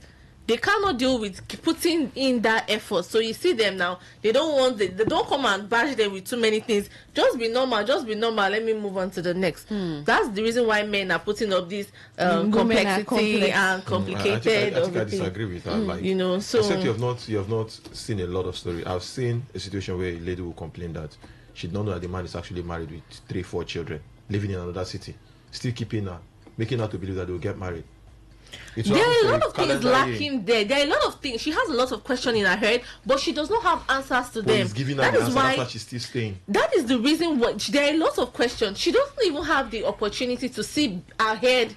Do you understand? That's the reason why she feels that, okay, this thing, okay, we want to get married. You're giving excuses that you're this, you're that, and things are not actually happening. Things are not happening. She has a lot of excuses. That's why I'm telling you now questions in her that head. the lady will be with the man for 4 years, 5 years, even having children. But to her now, like, if she has an opportunity for things to be different, it probably would have been. My point is, a man can actually keep 3-4 families, different places. It's happening. No doubt. So the idea is, women. When we talk about men understanding women, it's in different sphere. That's exactly what I said. Like, you could see a woman and you know the lady. You understand? You find a way to manage the lady. Women changes. Even with their makeup, choice of color, choice of food, and a lot of shit. So, but some men, over time, they understand how to relate to these women. Of course. Now they understand that, okay, she will, no worry, she'll come to this side. She said noodles are be with plenty pepper, no worry, tomorrow she will snap pepper soup noodles. You understand? So they will find a way to understand. Like, that's why I said, if you relate to a lot of women, you would understand women. Even when you work with women as colleagues, you understand? You may wake up in the morning and decide to come to the office. For a man, every man, even in Today will give a straight face. But sometimes so women will just come, I just see the face and know, I need to avoid this greeting with this guy. You understand? So it is like that, basically. Women, when it comes to that, next morning, maybe 2-3 hours, you meet her, she's the happiest person in the office. But in the morning, she was very, very angry. Not just angry. If you greet her, she no go answer you. So that's the point. So that's nature call. That's why I say they are complex. But if you understand them, but a man that possibly doesn't communicate to a lot of women, you won't understand this thing. What if they worry this woman and she they form for me? Yeah. But I mean, you have to have experience to understand. Experience to know that sometimes you need to avoid Debbie. Maybe if you can't excuse her face. But you don't have to be with 3-4 women at a particular time to have the experience. If you date one person at a time, you can always have that experience. If you date one person at a time and you have that experience, you have less experience. See, we can never take away the idea of the more the merrier, the more information, the more I'm just giving you a typical example. Like the more you involve in a lot of relationship, the more you get wiser. The so more you learn. They keep learning and unlearning. Exactly. So you go still learn. So men that actually are in 3-4 relationship, they will tell you that they've learned a lot in all their relationships. But what are we encouraging? Patience, second one, this. No, I'm not encouraging anything. My point is, it can happen. You can never take away the fact that the more relationship you are in, the more experience you become. All right, let's get to your calls. Are women complex, and do you need to be with a lot of women to understand women, whether physically, socially, or even sexually? Do you? 0810-951-0951. Good evening. Hello, Queen. Yeah, kindly speak up. I'm fine. Good evening. Yeah, I'm Kandila. All right. Yeah, I think I love just the female test. Can you turn down the volume on your listening device? Okay, I've done that. Can you hear me now? Yes, go on, please. I say I love the share singer, the girl. You know, she composed herself. I have to think I love that. Hey, let me tell you the truth. You don't need to be in Niger for you to understand women. I don't believe in that sort of thought.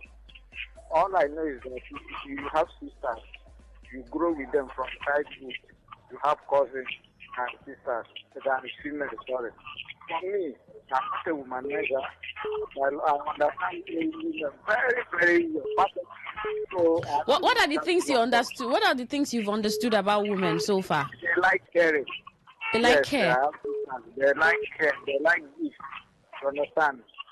They smile enough. They love you. They love you once you give out to them. Yes, you care to them. You respect them. Understand? So I don't need to look around. No, I think it's the girl in their speaking. Yeah, she's spoken well. Thank you. All right. Misunderstanding something. There's actually a bridge in communication. I said if you have a lot of sisters, you definitely have experience. If you date a lot of women, you will get experience. In life, the more you communicate with people, the more you get more experience. Even when you read a lot of books, you get experience. Counseling about women, you will definitely If you read a lot of books by understand. female writers, you understand the way they think. So it's about your communication with women, not just about womanizing. Don't just center it or narrow it on just one aspect. I said womanizing is also part of it. The more you have relationship with plenty women, you understand women. There are some women too. The more they date men, they understand men. Yeah. You understand? They will just tell her, see, I'm not worried, I think won't talk. And the man will come and will say the same thing. They say, see, I mean one line like this. He will say the same thing because of over time they have seen those traces, they understand those characters. Okay. Keep your messages coming to 0701 9339962. Good evening, your name and location. Oh, that call dropped. Are women complex, and do you need to be with a lot of them to understand? Good evening. Good evening. The complicity of women starts from the mother. If you take the mother very fine, sometimes you discover that in her home, you buy a lot of things to the mother than the father. And even though someone feel that I know women very fine, I know how to handle them, you've not seen the one that will give you headache. If you see the one that will give you headache, you will even decide to discharge the whole that you have gotten. Life, I mean, they are keep this way, the other way. You change it the other way. How to handle women is whatever you see you. You see, if women are squared, what if you see woman? I take people. Some people say, I marry a good wife. My wife, I know her. She's a very nice one. She's this. I understand her very fine. When I was dating her, why is something that you pick whatever you see? If it is good for you, and you should try to endure. It is not an easy thing. You see, some people will just see a woman. You may have seen a woman. They will love the woman. The complexity over it, you have not even talked about it. The emotion, you have not talked about it. A lot of things to study about the woman. You say you love the woman. I was trying to read a book, and one man said, for complete 1 year or 2 or 3 years, I have no quarrel with my wife. That was when I closed that book. I stopped reading. If you don't quarrel with your woman, how will you know her weak point? How will she know your weak point? If you don't quarrel with your wife, if you don't quarrel with your husband, but it takes two to quarrel. It's possible that people may be staying together, and when issue comes up, someone just holds on and they talk about it, and they never. It's possible 1 year. I mean, now do you know that one can quarrel himself? Sometimes you do mistake, you will regret, and then quarrel. Must you shout? Must you fight? When you misunderstand each other, it's a quarrel. So one cannot say that in 2 years, 3 years, I have not even one day shout on my wife or quarrel with my wife or talk with my wife. We understand ourselves. I closed the book. I refuse to read it. Okay. I didn't go further. So do you think women are complex?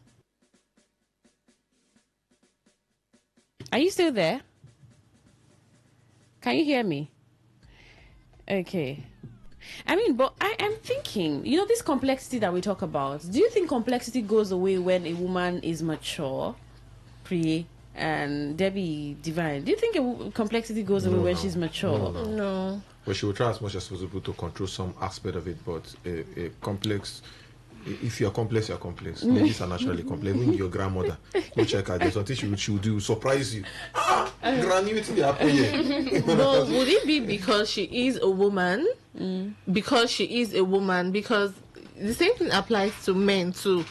Okay, if a woman is actually acting up some kind of way, and us now, we have different circles, we have different moments. At times, based on your flow, you would want to act this way, you want to act that way. That is how we are built. So let's just assume that maybe it's a good day to feel alive, and that. So as a matured lady, okay, there are some ladies that overdo things, they exaggerate their character. Just small thing, they throw a lot of tantrum, and there are some persons that can be cool, calm, and collected when trying to pass across an information or maybe through their attitude. So if you look at this woman complexity, sometimes it goes with emotions based on the way we are feeling. Like Priya said, maybe this morning now I'm dealing with cramps, and when you're talking, hovering around my ear, noise, and at a time I can, be cool, I'm not on my flow, I'm feeling better, and we can relate together. So does that count as complexity? I want Priya to answer this one. Yes, no. Yeah, you will see some ladies, even in that particular situation, so ladies that are less complex, they can actually still give you that smile, even with a very serious pace. I have seen a lot of ladies. I've worked with a lot of ladies that are that strong. Even when they are in serious pain, they find as much as possible to communicate properly in their working space. You understand? I can give you examples of ladies that are like that. You can never tell. How about in the even though home? they are even in a relationship issue, you can never tell. You cannot wake up one morning and say, this lady today she's acting weird, or this afternoon she was weird, and in the evening she became better. She was sad in the morning. She was too happy in the morning. I know it's easy for you to know. So there are some ladies that are like that. Have controlled. They have mastered the art of controlling themselves. That's 0.1%. 0.1, but I'm seeing them. That's why I said I relate to a lot of ladies. Maybe that's why I'm seeing a different. I relate. I to mean, a lot I of think ladies. you know how to relate with women. I relate to women. I relate to women. I have a lot of female friends. Dave is also my friend. All right, let's keep taking calls. Are women complex? Good evening. Some women that are just like boys, the man said individual. Some women who are like that, when they are sad, they will not even, nobody will near them. They don't care. Even when you are sad, they will laugh, fall upon yourself. They will try to do every damn thing. When you are sad, they will disturb you. But they will not like anybody to disturb them. Is it not complex? You don't want to, you will not accept when somebody comes to you. Why not cover it up and pretend, my sister, you're welcome on that. At the say to the person, and I'm sad because of this. Instead, you will resort and show your sadness to the whole world, and everybody will know. You antagonize everybody, attack everybody. Everybody become your enemy because of a little thing. Is it not complex? But then other people will be sad. You don't care. All you do is the laugh now, waiting to worry you now. You're my friend now. Waiting the anything where they happen, forget about them. But now your own, you don't go forget to. But in another person own way, you don't know how to advise. You see, this complex we are talking, women, it is too much. Okay. I mean, you sound like you've had enough of the complexity of a woman. Oh, where is he? I mean, the way he's talking about it with so much energy. With and his voice, is possibly in his 50s or 60s. Yeah. So he understands. I mean, the way he's saying it. Good evening. What's your name and location? Hello, my name is Victor. All right, Victor. Do you think women are complex? Very, very complex. You add very and very again. Yes, very complex, very hard to understand. Very, very hard to understand. Why do you think they are hard to understand? Yes, what you think pleases a woman may not be what pleases her. And it is what you think will please her, will not please her. So people are very complex. You people, who are the people? The women what if I'm not referring to me. No problems, thank you. That was on the lighter note though. He said very, very complex. Now if you just tuned in, this is Today 95.1 FM, Voice of the People. The program is Today's Woman. Right from a few minutes past 7, we'll be talking about the complexity of a woman. Now most people believe that a woman is complex and may be difficult to understand. So some people believe that for a man to understand a woman, he has to have been with a lot of women, relating with them, whether physically, socially, or even sexually. Do you think women are complex? Should women be related to individually? I mean, if you have been with a lot of women, then you should have your way around it. You should know. You made mention sexually. Sorry to cut you. Yeah, sexually. Yeah. Even a man with a lot of women who understand, like if he sees a woman, he understands where to go. He knows what to do. He knows how to. He knows. That's the point. Even a lot of men that have been with a lot of women, still yet when they meet, I've not seen this one before. They only you learn what you want to learn. That's the point. They've not seen this one before, but now it's not part of their experience. You get the point. It's not from part of the their multiple people they've actually met, like I've met this one, I've met that one, I've met this one. Do you not think that the more you keep meeting, you take away the individuality of the person you want to meet, right? So you kind of want to bring in whatever you have had an experience from the other person to this other person. Do you think one can be entirely objective by meeting a lot of women when he meets a new person. Now, with the body language, you understand where the direction is going to. That's the essence of experience. Okay. With the body language, oh, maybe possibly she wants this. And if he tries 3 guesses, he will get 1. Right. It's always the predictions. Okay. The prediction, yes, exactly. All right, let's hear from you. Good evening. Are women complex? Let me add up to what I've already said. Pray has been emphasizing on that when you have them full female friends, that you get to learn more from them. I want to, although I am not taking on his own view, but I want to up to that. I personally, I have 75 to 80 friends of female. But I would want to tell you that the more female you have friends, the more acquiring knowledge you have will literally affect you when you eventually get married. So I will rather advise that if you want to have knowledge of your wife, try to learn from your wife's weakness. Sit her down, ask her. Even your sister, try to know her weaknesses. That will help you better than keeping so many female friends around you. It affects you sexually, it affects you even morally wise. There's a way your wife will behave with you that your mind will go back to those your female friends, even in bed. So you rather do not have any of those knowledge, and that having those kind of knowledge that will affect your marital life. That is the way I look at it. Okay. All right. Thank you for your thoughts. Keep the calls coming. Today's woman on Today 95.1 FM. Most people believe that a woman is complex and may be difficult to understand.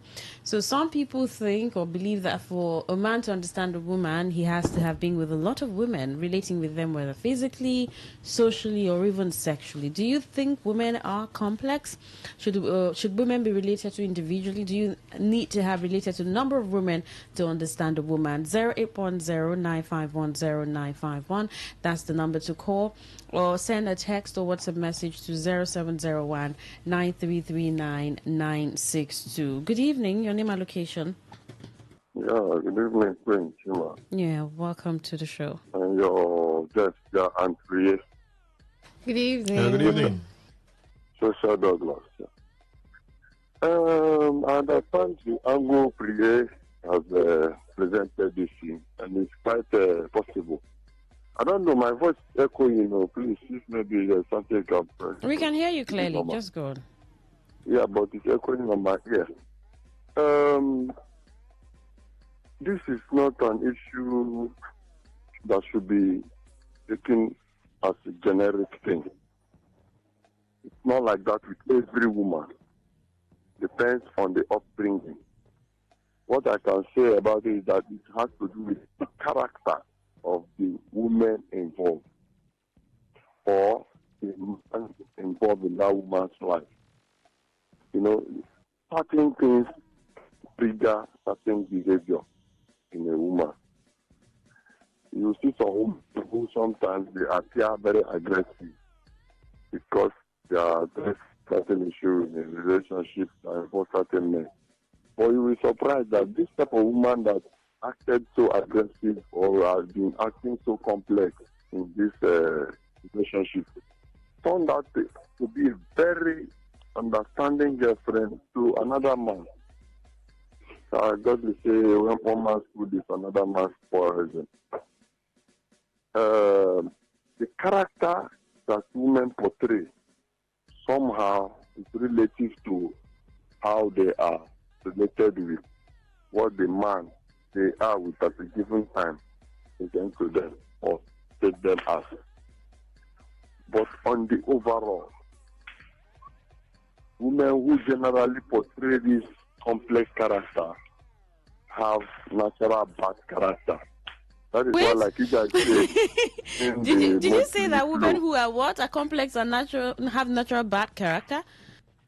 No, the women who generally portray this complex attitude. Okay. Have character.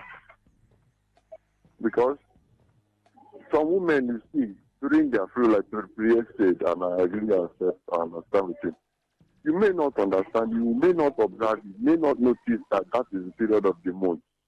But if you see these ones that have very bad character, they want to pour it on everybody that crosses the path as if it is the person's fault. They can't control their emotions. They can't take that moment to be that sometimes it happens. It doesn't happen all the time. So that's why I say it's not a generic thing. We can meet a woman who is, complex to certain men, that to you should be normal and simple. So it has to do with relationship. Experience too, like Priya said, plays a lot of role. Because if you don't experience some of these things and you encounter it, you might overreact, not knowing that the woman who is behaving like that may not be serious. But some too, based on experience, will not show you what simple signal you understand where they are driving to. Like a classic example. I met two different women at two different times. The same format came up. But because I have experienced it with the first woman, I was able to overcome it with the second woman. Someone approached the lady who I'm meeting for the first time. We had the date, start out. First demand was bad phone. My phone screen is bad. That one. That I've gone to check it over the fixed it. They say so amount.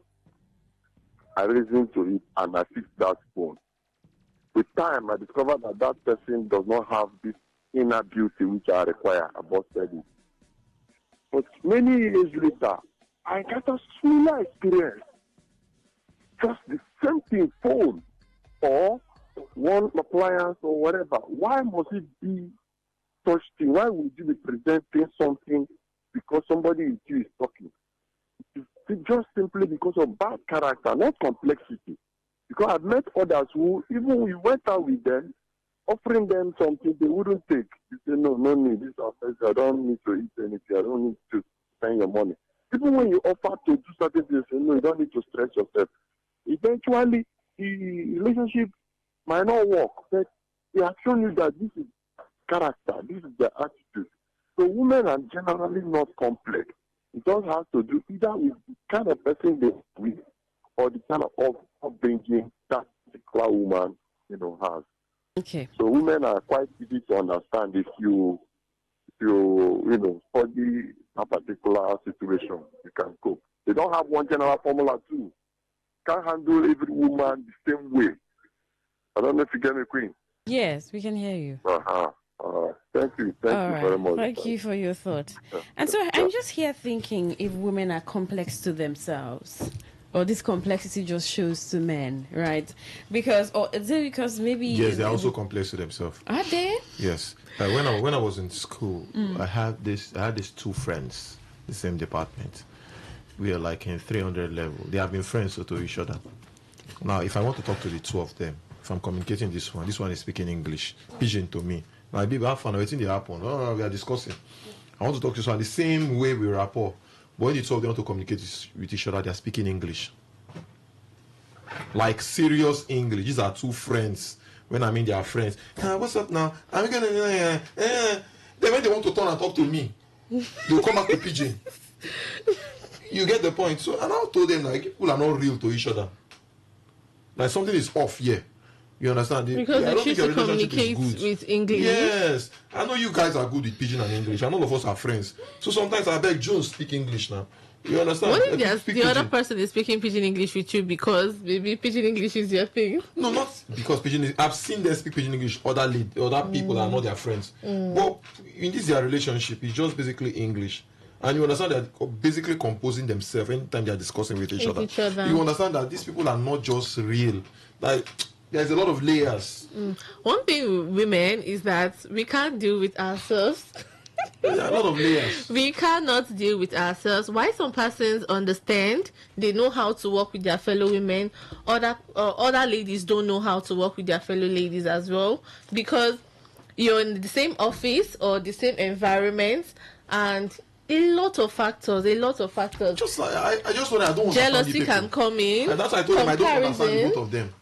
You know, comparison. Yes. And one thing can be going on in your own head, and you might show it out in your action with the other person not even having any knowledge about what you're thinking about. So the complexity is not gender exactly. based. Exactly. So women are even complex to them, each other, to themselves. A lady can be telling you that she's doing this. She's doing it now. The next minute she's doing another different thing. Some other ladies will even complain. Their friends will tell her, maybe she will say she wants this thing. Now she not say she wants this other one. I mean, she's doing the same thing to her friend too. Yeah. So it's not about the male thing, no. It's about it's a natural thing. Sometimes they just want to be born complex. You're sending it, you are telling her, please, what can I get you? I want a cup of tea. I want possibly a meat pile. Then you're going there. She's saying, "Maybe you're gonna scotch egg. You go buy something. Like, this happening now. Pick one thing and let me buy this thing for you now." You understand? I'm just as simple as breakfast. That's the point. As simple as breakfast. I mean, asking a woman what you want to eat may be a wrong question all the time. Exactly. Just figure it out. What are your thoughts on Women Complex? 08109510951. Send a text or WhatsApp message to 0701933992. Hi, good evening. You know, you people are surprising around them. They see one thing, I'm a counselor. I know we speak to women, we address people, we talk to them, we know how they feel. But the truth is this: if you are brought up from home, where you see your mother or your father will advise you, your mother will first of all tell you, be careful of women. I see your mother. Wait, your mom will tell you to be careful of women? I'm telling you the truth. She will advise you. She will tell you that, you know, I'm a woman. You say, yes, yes, ma'am. Look at this, look at that. Look at it that way, look at it. If you don't avoid them, if you don't play with this with them, look at how you handle them. Your mother will advise you motherly. And you discover that those advice will even help you in life. You see, when you put yourself to be women, sometimes they will break your heart. That is why you see some men becoming mad against women also, just like our brother said here. It's not to expose yourself much to women. This one break your heart. Second one break your heart. Third one break your heart. You can even be taken to the fourth because your heart is broken. Only is this. You read meaning to over that treat as example, land feet. You are meant to it. In order, break your learn how to. That is where it will be good for you. If you be on your heart broken, my sister, the thing no go walk. You go come there hard for you. Women are complex to themselves, complex to the men, complex to anyone that come across. Complex to society. To the society, to the nation, everywhere. Thank you. Oh my God! I had to help you add that one now. Complex to themselves, complex to the men, and complex to color. Complex to they'll pick blue before you know the blue will turn to red, red will turn to purple, purple will turn to pink. But is that not why a woman is fun to be with? That's the point. That's why I said you need to understand a woman. If you understand the woman, you understand that all these things are not issues. Except you want to turn it into an issue. You know that this is them. And you have to understand that you have to enjoy it. And enjoying it, that you understand that their complex nature, it becomes fun to you. Sometimes they will even laugh. Sometimes even my mom, when she does that, you know, be this thing where she will just smile. You know that I catch her this one. So it's just fun basically. For women, it's fun. Sometimes you just pull your legs. Sometimes. But why do women find? Why do some men find it irritating? That's why I said it depends on the way you're trained as a man, the kind of people you are always with. If you are less women, you will not understand this. If you're not possibly close to your mother, you will not understand this. You get the point? Because sometimes in our African society, we basically separate the women and the men. Yeah. Like the men stay this side, women stay this side, do different kind of things. They're not always close to each other. There is that division. In an African society, it's not that they don't mix them too much.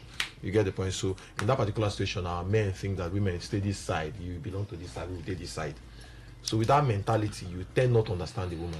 So when you get married to the woman, it's like you're marrying somebody that is just here to be giving birth to children for you. A lot of men, they are like, they don't even have smooth conversation with their wives.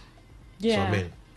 It's just basically, let's have children. Hey, I'm going to eat. Bring the food, I'm going to eat. They don't have conversation with their wives. Communication. No communication, no conversation. Like the house just basically drop. They just only basic things that they need to communicate. That's what they do. So in those kind of family, you don't expect the child growing up in that family to have that smooth relationship with women and all. So it starts from the family. With the parents sit down and have smooth conversation, everybody will laugh and joke up. You understand? Then you now understand the women, you understand men, you understand your sisters understand their brothers. So when you meet other men, you understand. You know when men are angry. Yeah. You know when the environment you are not supposed to be there.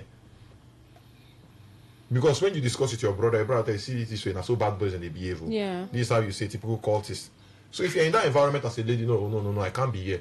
You are living that environment. That's when you meet men. Yeah. The same thing with women, with men too. If you see the lady and you know that this lady, your sister out there, you see this girl, so they do like this, then be like this. So if you come in contact with those kind of girls, no, this particular girl definitely is like this. So for me, I think we need to open that channel of communication between the male and the female in our African society. They need to be relating the more. That's why you see, communication is key. That's why you hear a situation where a man will sleep with a child, his daughter, and it's difficult for the daughter to even inform the mother because there's no communication, no proper communication. This is what we need to end in Africa. We need to break that boundary, that barrier where the mother, the father, the children, the family, the nuclear family communicates properly. You understand? So even when the extended family is coming in, they understand that this family is united. They understand that this family knows what they are doing. But when you see this division, the men, they don't talk to the women even in the house. I've seen a family where the boys don't relate to their sisters. Their sisters relate with sisters. Boys relate with boys. So those kind of guys will fall into prey. They will fall into those situations where you have issues with their wives, with their girlfriend and all. But if you mix with your sister, you understand. When your sister even gets into a relationship, you understand. When she wants to get married, you understand. So you understand the mentality of a woman. So you can actually cope with every other woman. Yeah. Just same with the women too. You see the way your brother behave. You see his hygiene level. You see a lot of things. So you understand when the typical man will act that way and say, oh, this is their character. They have started again. You get the point. So for me, I think we as Africans, we need to break that barrier. If you hear some of our callers to the older generation, they say have that mindset that women, you should stick to this, you stick to this side. It's a mentality thing that we need to end, possibly with time. Yeah. I also, for some people, be complex and be fun to be with, right? And also communicate, even as a woman. I mean, for some people, you get to that point of maturity when you can also talk. Exactly. So, and you may be feeling pain instead of just, your face is just so not there, and then you're transferring aggression. You could just tell someone, "Oh, I'm not really in that. I'm not so express good." Yourself. Yes, express yourself. I'm not so good, and I may not be able to talk, right? Or just give me some time. I'll talk to you later. So that other person understands because we're all human beings, right? So the complexity when it's just pushed on the other person, and you're supposed to accept because I'm a woman, and I mean it's happening and all. So the other person doesn't even know what's going on with you, and it pretty much happens even in homes, and people have issues, and they say, oh, they cannot stay together just because there's that communication is not there, and then understanding is also not there. Like you said, oh, I just look at this person. I do that too. I mean, we come in somewhere and I look at someone's face and I feel like this person does not want to talk, so I will not talk to this person. I can come back later because I've just seen your face and I think your face is not receptive enough. So, but if you say, oh, you want to tell me something, and then, oh, fine, but I look at you, it could just be hi, hello, good afternoon, and then no other conversation. But then, for some men, the complexity of a woman still makes them shocked, and they cannot seem to comprehend it. They think it's a problem. Because there's that division, there's that segregation within the society. Women stay this side, the men stay this side. You know, one thing with our parents back then, you know, they instill fear. At times as children, it's very difficult for you to even communicate to your parents, to say your mind. Like, they feel humility is to keep quiet, shut it there. You know, you don't have opinion. That is why most people, they go out there even to search for jobs. They find it very difficult to express themselves, to even speak out, to defend themselves. They will be somewhere, even when it's with their peers as well, they can just keep quiet. This one is still, you talk now. Fear of being judged, fear of one thing or the other. So by the time you enter into a relationship, maybe the lady is trying to say something. Oh yeah, you open your own mouth and say now. You find it very difficult. Also for the ladies as well, in my house, if I talk now, they'll say this one. So anything you give me, no problem. And by the time you're giving what you don't want, you start to throw tantrum, the man will be like, I've done this one for you now, I've done this one for you, why can't you just accept it? Because there is no good communication. So this present day, I believe parents should give their children good time to express themselves. Children should express. The highest thing you can do is to correct, is to lead and guide, but let them express themselves so that when they come out, and get into relationship, they can always communicate, because communication is key. If I said I don't like it, I don't like this, and you listen to me, you don't do this, we will not have that problem. If I say this is what I want, you give me what I want, we will not have that problem. But whereby I cannot even communicate to you what I want, I cannot say, okay, this is how I want you to talk to me, this is how I want you to address me. And maybe from where you came from, you guys are shouting on top of your voice, and you're shouting at me that way. I might not feel comfortable about it, but I cannot open my mouth and tell you, no, don't do it this way because I'm scared or one thing. So communication is definitely the key. Exactly. And parents if you have a sister, a typical example, if you have a sister as a man and you communicate properly with your sister, you understand ladies a lot. Yeah. Well, yeah. Because she has friends. Her friends are coming home. You see the way they behave. You see the way they discuss. Sometimes you drop. Sometimes you meet them and they will tell you, your sister will tell you, this is how this my friend is acting to her boyfriend. This is how their husband is doing. So you understand how sometimes this thing plays out. So when you are in that kind of situation, you know how to manage yourself. Same with the ladies. You discuss with your brothers and you know that okay, so this man, the way they shit, they behave. Is how they act. So you understand the mentality of the opposite sex. For me, communication, whether women are complex, which naturally they are, but you try as much as possible to see how you make it fun. Yeah, because sometimes those complex nature is sweet. It's spice. It's spices more like the of the whole spice in the thing. relationship, more like the pepper in the relationship. And for some it's hot and sweet at the same time. For some people that feel they complicate, because some people get so tired, in fact they've given up. Women are so complicated. I give up. No, they've already made up their mind. They don't want to have anything to do. It's fun, actually. If you try to learn about your partner, you learn things and you unlearn some things you already know and deal with them the way they want to be dealt with, I think that complication will not be there. Too much, but too much. But do you think that men have the time for complexity these days?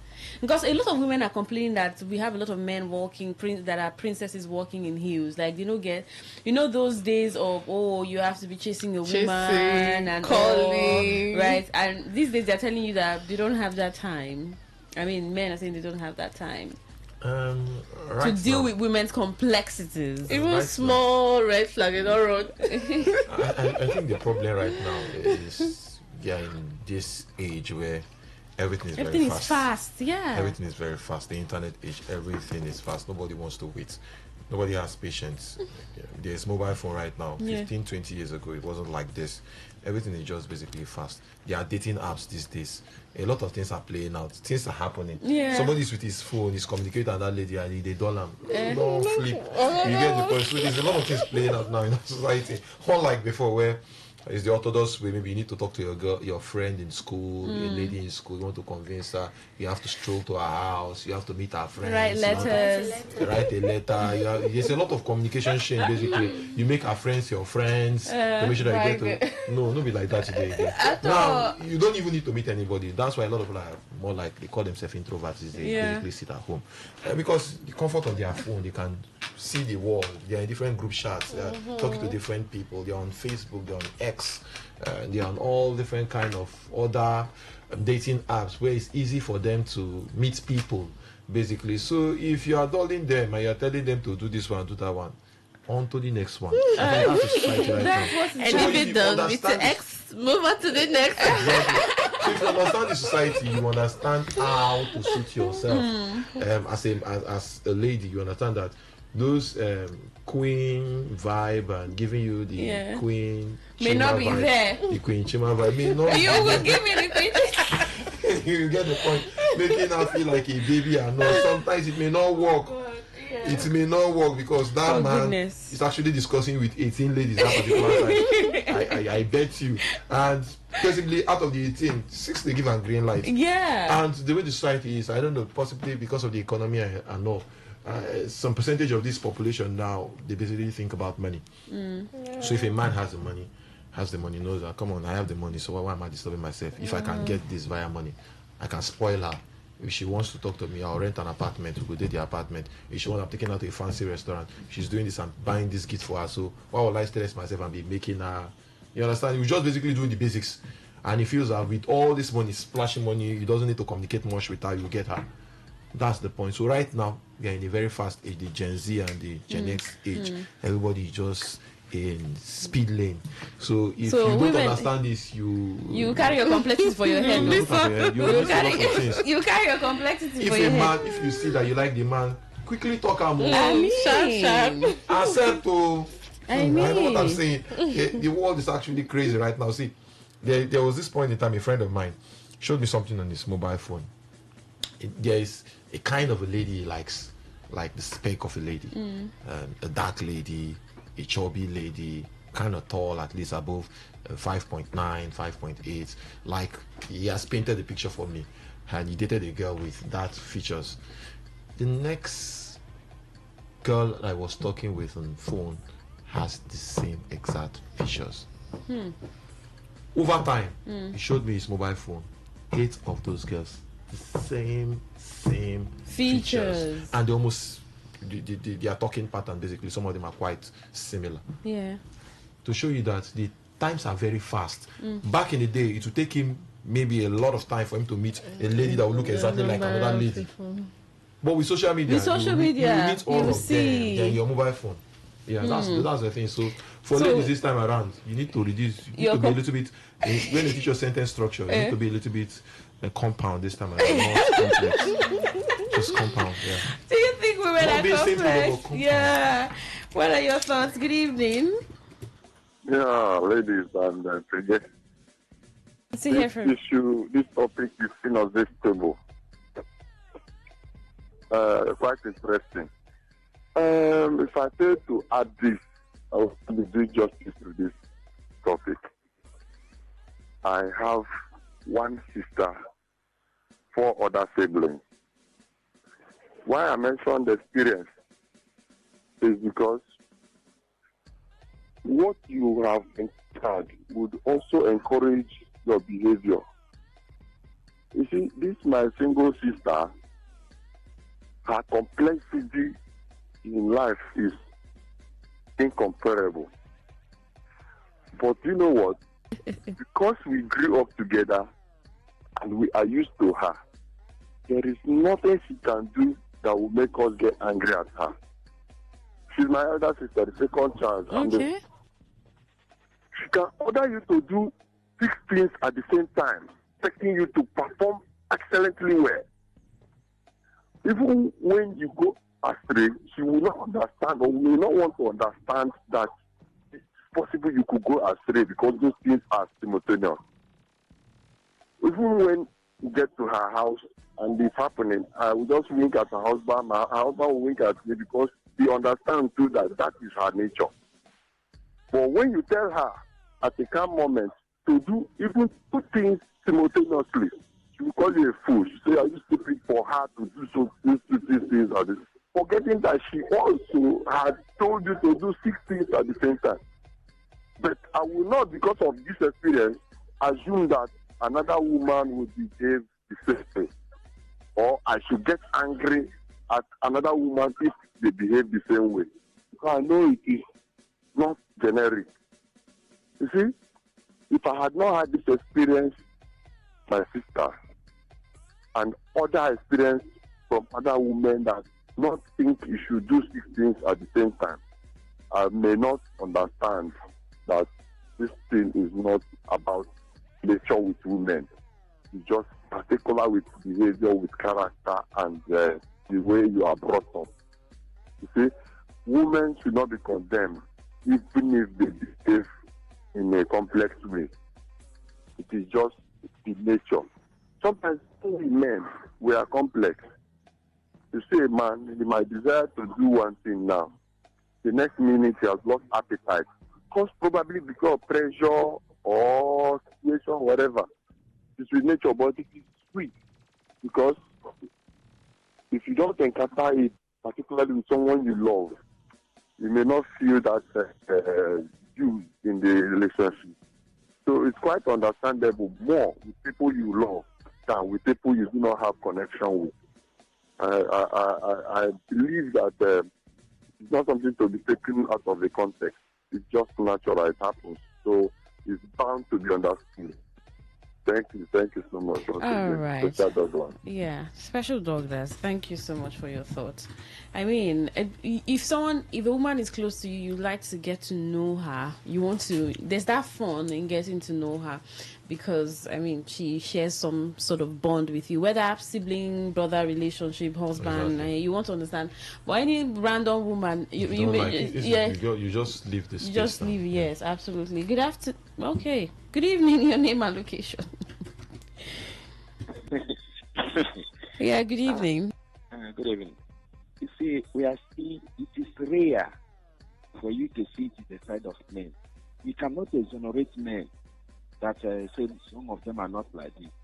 But most women also, number of women that we found in this are more than people who are not. But then, what do we say? Sometimes, remember that their life, people is big. Just somebody will say inductive reasoning. There are some certain things you will see. You pick one, pick two, pick three, pick four, and you say that is how they are. Does not mean that there are no separate ones among them. The truth is this: the life they live, sometimes I don't know if I should say it's inborn.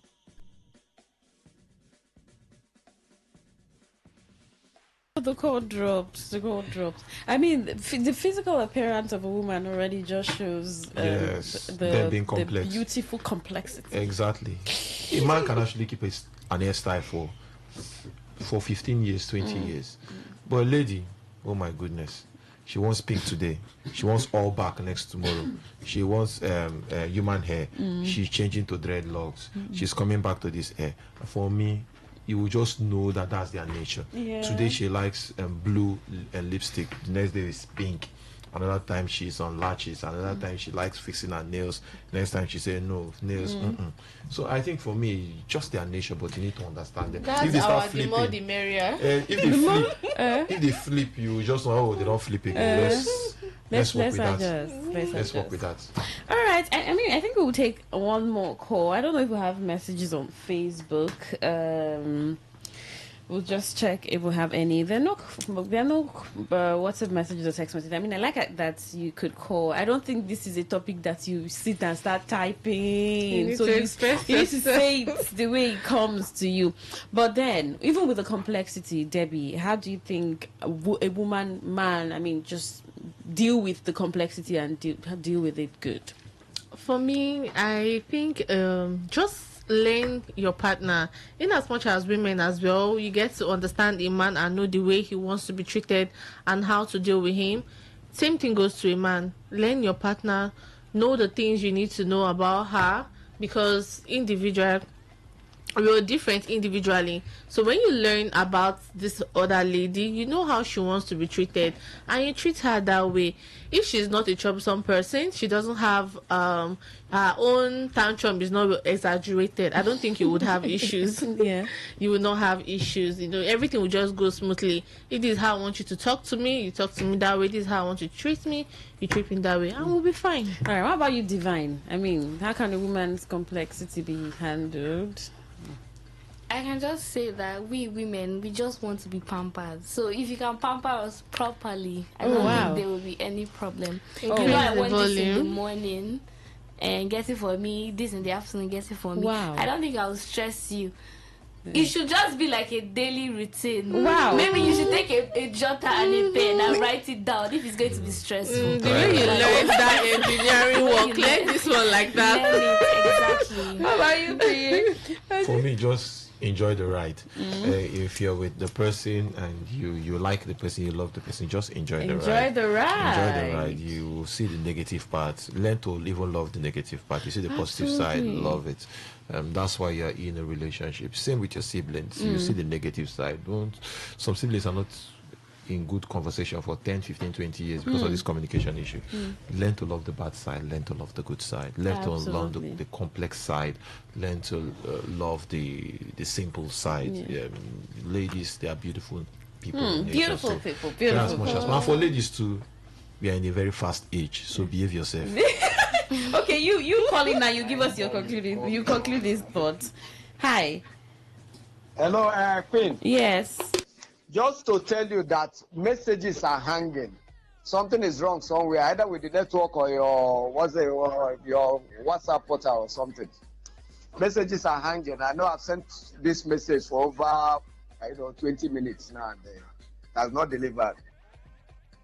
Okay, yes, I think it's the network. I'm just going to I'll do a rebooting and see if I get some messages, and yes, I'll wait. Because I'm sure it can't be just me. There's no way you will run a program for 1 hour. Okay, the messages just started dropping. Thank you.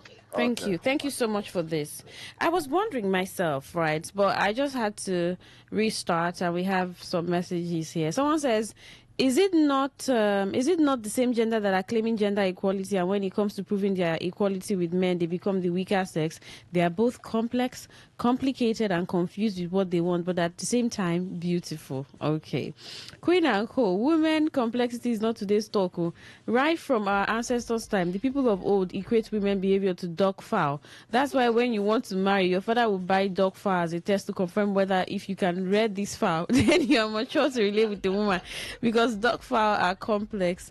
Emma, okay. This is serious. Okay, I'm just seeing some messages. I hope that they are not going to come when we leave the studio, but some are dropping. Hi, ladies. Women are over complex. In fact, extremely complex, both spiritually, culturally, logically, socially, educationally, emotionally, and all around. Mr. Lucky. Women are not complex. They only reproduce what they receive. Chimene or Haka. Okay. Thank you so much. I mean, I'm happy that I had to read these messages both from WhatsApp and text message portal.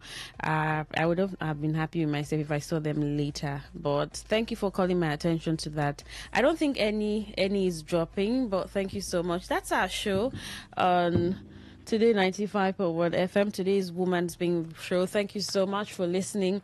Women's complexity. I mean, overall, Priya says understanding is important. Understand and enjoy the ride. I like that part. I like that part. Enjoy the ride. You know, sometimes we don't enjoy life. We sort of, it's like you're taking yourself away and just looking for the errors. I mean, the errors. Or you're looking for the perfection. True. That's also another angle. The error, the perfection, it's all part of it. And I think people should intentionally grow, even as a woman, intentionally evolve, learn. Oh, this thing I did today is not nice. How can I do it better tomorrow? And then just get better. You don't need to transfer aggression. Learn to communicate. If you're feeling cramped, I don't think menstruation is one secret society information now.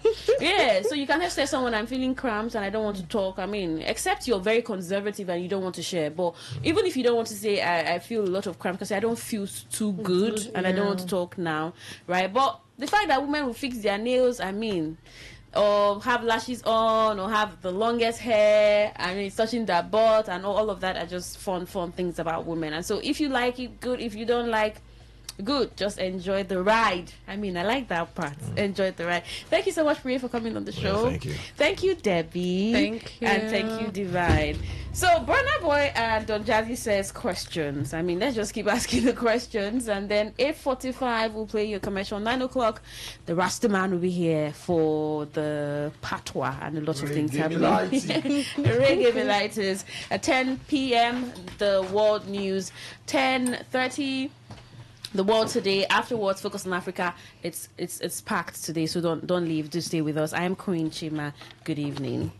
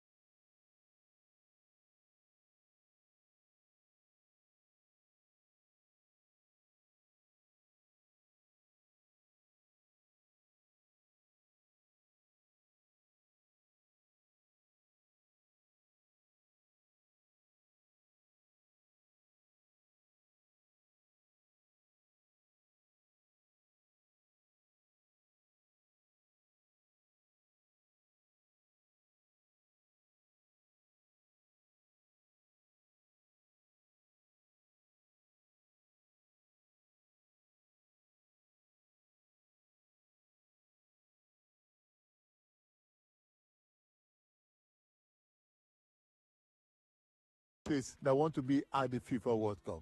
Once again, I join others in saying congratulations to the Super Eagles of Nigeria.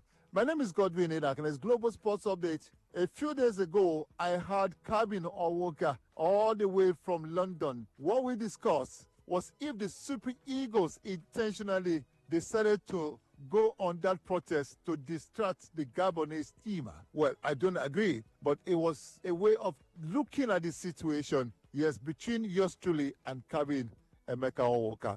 It's back on the show for us to take a look at what happened yesterday, Nigeria against Gabon, when we come back from this break.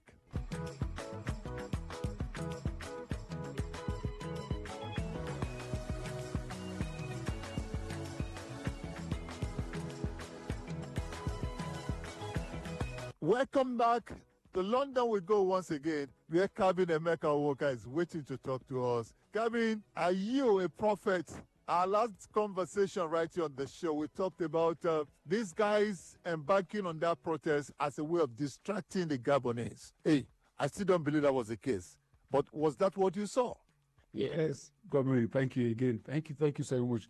I'm back on the show after the show of the Super Eagles Albert in Morocco. Was that the trick they played on the Gabonese? Who knows? Whatever. It doesn't matter. We've won. And we're through to Sunday's final. Calvin, as a human being, because I am happy, I've forgiven the Super Eagles for choosing the wrong time to do the right thing by beating Gabon and beating them very well.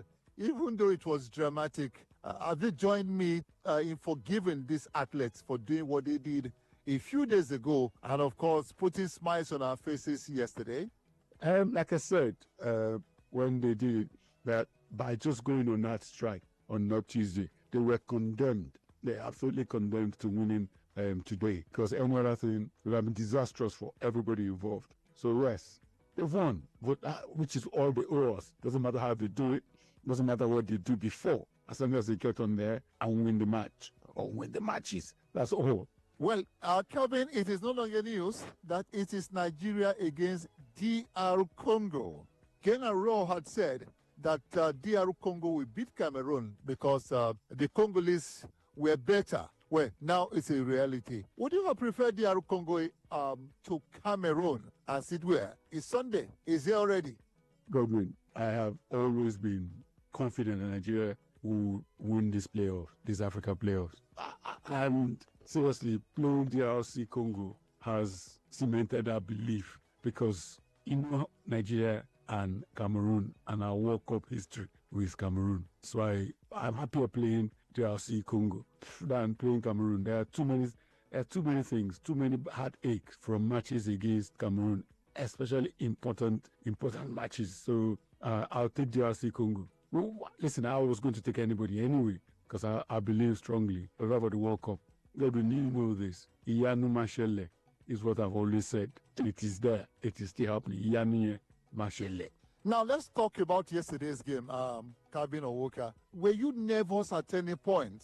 Yes, I was. I panicked, especially when they equalized. I mean, the Gabonese equalized. And I said to myself, wow. So the reality is, we will not be going to the World Cup at the end of the day. Even when God gave us a second chance. Then, a turnaround in extra time, Osimhen showing why is Osimhen. But before then, he would have scored that goal a minute to the end of that game, and it would have been over in regular time. But they waited for extra time to show why it's Victor Osimhen. Now, I'm going back to the question. Were you nervous at any point in the course of yesterday's game? Godwin, I was nervous all through until Osimhen's first goal, which made it match 3-1. I find myself that it's only matches involving the Super Eagles that have me this nervous. Only Super Eagles matches do it to me. And so when they equalized yesterday, it was it was a few seconds before injury time for that equalizer. The manner of that equalizer, which was followed almost immediately by Osimhen's wasteful miss that could have just made us avoid extra time. That was when I got really nervous. I was thinking, have we blown our chances? But I'll tell you something that I have picked up from this team since Eric Shelley. took over. There is a confidence in them. There's a togetherness in them. I was saying this on another radio show that I had yesterday, that there's a confidence in them. They actually remind me of the 2013 AFCON winning team of the Super Eagles. There's a togetherness about the whole squad that they're ready to fight for each other and get the results for Nigeria. Yes, I was nervous, but if you're not nervous during the Super Eagles match, then you're not a Super Eagles fan. You're not a Nigerian, full stop. Let's talk about the young man. I call him the proper number 9, Victor Osimhen. You saw him yesterday night when he missed that sitter. I said to myself, I pitied him. I was like, wow, I hope this young man won't be thinking about social media. You know, he's very, very big on social media, thinking, what will Nigerians say to me if we don't win this game? How do you describe this young man? I've always said that, what would the Super Eagles of Nigeria be without Victor Osimhen? I tell you what would be. If this George had Victor Osimhen, we would not have been in these playoffs. We certainly would have won enough games to have topped the group. That's how important he is. When he missed that chance, to be fair, he had missed 2 gettable opportunities in the first half. Chances that you were thought that Victor Osimhen would just easily score. But that one in injury time at the end of 90 minutes, I didn't expect him to not score. So it was a shock. Having said that, see the quality of number 9 is like Victor Osimhen is like they are never affected by any chance they miss. Never. They're so cold-hearted, they're so brutal in their attitude to scoring that when a missed chance is nothing. They'll expect that another chance will come and they will score. And the 4th goal he scored was not even a chance. It was something he created himself. And that shows the quality of the man. That shows the depth of the repertoire of skills available to Victor Osimhen. Well, I've seen a lot of goalkeepers come and go in the Super Eagles of Nigeria. A whole lot of them. Apart from maybe Ike Shoromo, I haven't seen a goalkeeper as calm, as Stanley Iwambali between the stakes. But unfortunately, he has a way of, I don't want to use the word nonchalant, carefree, and sometimes he plays with our emotions. You saw yesterday's game, it didn't look like someone understood the magnitude of the job at hand. What can be done? We've seen a different Wambali in recent times. It wasn't like this at the last Nations Cup. Cabin, in all honesty, what can be done to this young man who has the capacity, the ability to be one of the best goalkeepers in Africa, to go back to the Wambali that we saw at the last African Nations Cup? To be honest, Godwin, I don't even know where to file this current Stanley Nwabali. I don't know. So this calm goalkeeper is turning into a Rene Higuita of Colombo in front of our eyes. Somebody who we don't know what he's going to do next, especially with the ball at his feet. I don't know. I honestly don't know. 2 or 3 times yesterday, he almost put us in trouble. So, but when balls came into the box, he would come and claim it like he should, like he's confident, like he's skillful enough, like he's talented enough to do. But it is when he does all these other things that I describe as brain touch. These are the things that I just wonder. But I'm not sure how I want anybody else in goal for the Super Eagles for now. I'm just hoping that he won't do something that will cost us very dearly anytime soon. Wow, Tabin Owoka, thank you so very much. I agree with you on Nwabali. I just think he's the best we have right now. But it needs to be talked to so that we are back the man we used to know. Someone who did a fantastic job at the last African Nations Cup. Thank you again for sparing your time. And congratulations to everyone right there in London, just like we are celebrating right here in Nigeria, as we look forward to Sunday against DR Congo. Yes, thank you, Godwin. Congratulations to all Nigerians that we're still alive. We're still alive. We are still alive and kicking in this World Cup qualification series. We've come back from the dead. and we're still here. So one more game to go, and we'll have Africa sorted. And then hopefully we'll go through, as I strongly believe we will, and then we'll become the highest ranked team at the Intercontinental Playoffs in March, and which will take us straight to the final. So, yes, congratulations. Really, congratulations to everybody. And this is hoping that the players will be focused as they have been and just take Congo, their Congo back as they've done to Gabon yesterday. But yeah, we're alive, and Sunday can't come soon enough. Thank you once again, Gordon. Thank you for having me on the show. One down, two more to go. Nigeria's flag will be hoisted at the next World Cup 2026 in the Americas. Well, we have downed the team from Gabon, and waiting this Sunday, we have the DR Congo team. And thereafter, we wait for March 2026, whoever that will face. I tell you, I said this just yesterday, that I know that God is a Nigerian. Congratulations to the boys. Congratulations to all Nigerians at home and, of course, everywhere you turn in the world. My name is Godwin Inakres, Global Sports Update. Let's keep cruising. We'll see you again on Monday. Yes, with the good news that Nigeria is one step, just one more game to the Mundial. God bless Nigeria.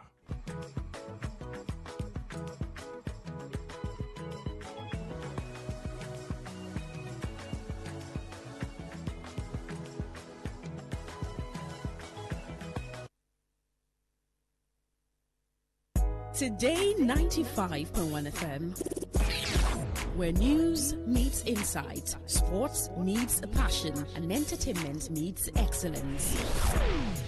Expert analysis from seasoned professionals and our top analysts, informing, educating, and entertaining you. Your voice, your station. We are the voice of the people.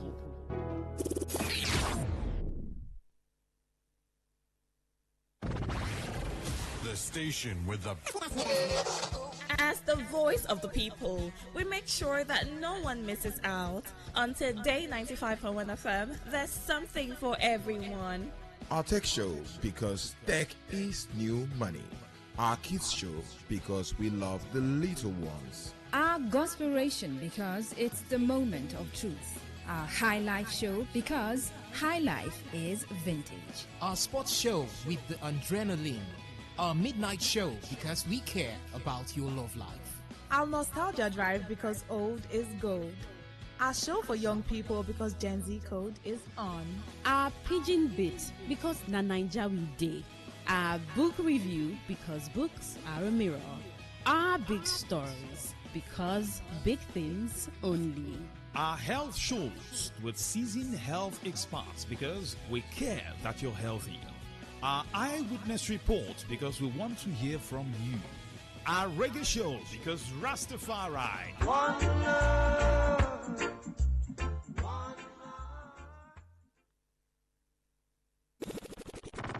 It's been an exciting week. It's been an awesome week. And just in case you missed out on our big stories this week, we got you covered. Rewind comes up every Saturday, 6:30 a.m. And here you get your total rundown of all the big stories and trends for the week in River State. And this is brought to you by your premium talk radio, Today 95.1 FM, Port Harcourt. Rewind, 6:30 a.m. every Saturday. Don't miss it.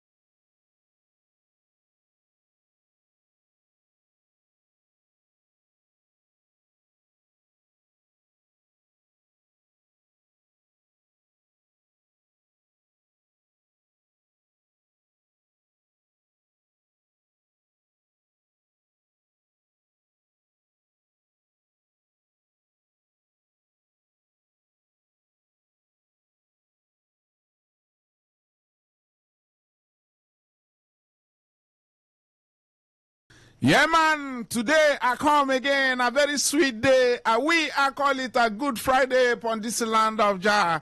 And right above in this station, 95.1 FM, I demand them call Mba Agukalo on this station. Me I go run things and make sure things are one right for them station. We are say thanks and praises to Jah Almighty, ever living, ever faithful. And we are bring some much of a things in this one. We are come in a grand style. Me always tell ya every time me I say when we are step aboard on this console, Babylon wall must have fall. Right now today, Babylon wall has gone halfway, but me I go tell ya right now everything must have crash and step aboard. Me I have big guests upon me that is a station. We aside them, beautiful ladies, and me must tell ya, this program is a program of interactive. All of them people, everything I come here is just male and female because we have the other side of the female world, and they must tell we upon them spirits in every other father team, man. When me I come back, me I go tell ya how things are going. Me I go do a special introduction for them people. Whispers in the morning of love.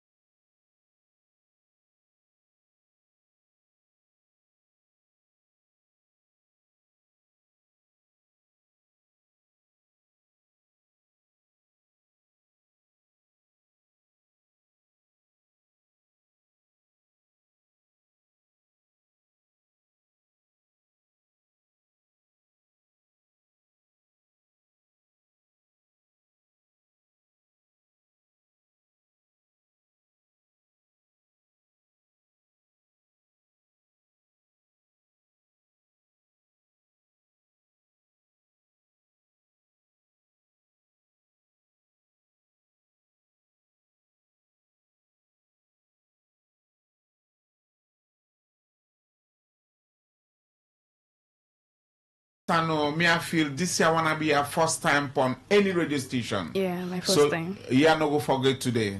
Everything I went nice. Yeah, sure. Tell I why you love reggae music. I'll say it makes me feel at peace.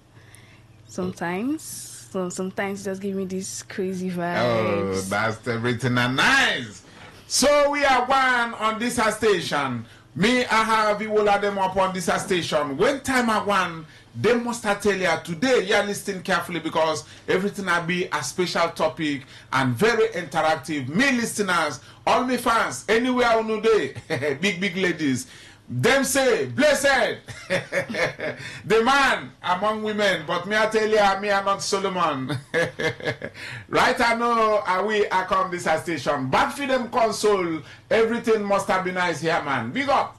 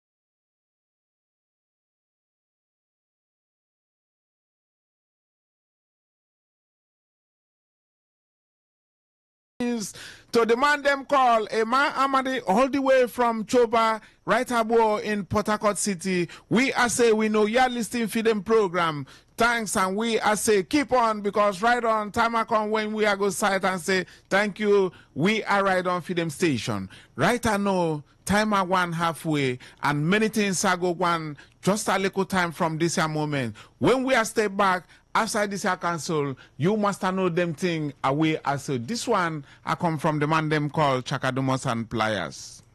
Now this one dedicated to the girl with the angel face and the devil heart.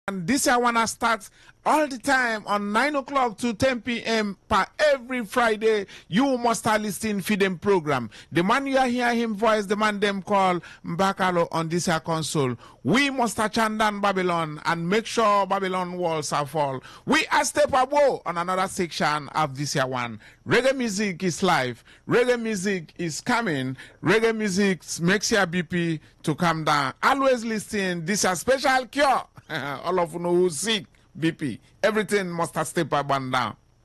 When me I come, I know, I have them data on this station. Uno cool. Miracle. Yeah, man. You know, we want to have interactive things for the male and female. Yeah. Question me must ask all of you know who they hear. And I say that one thing you must know in every family, you know, you see some mama in the family, them try to compare them husband for other husband.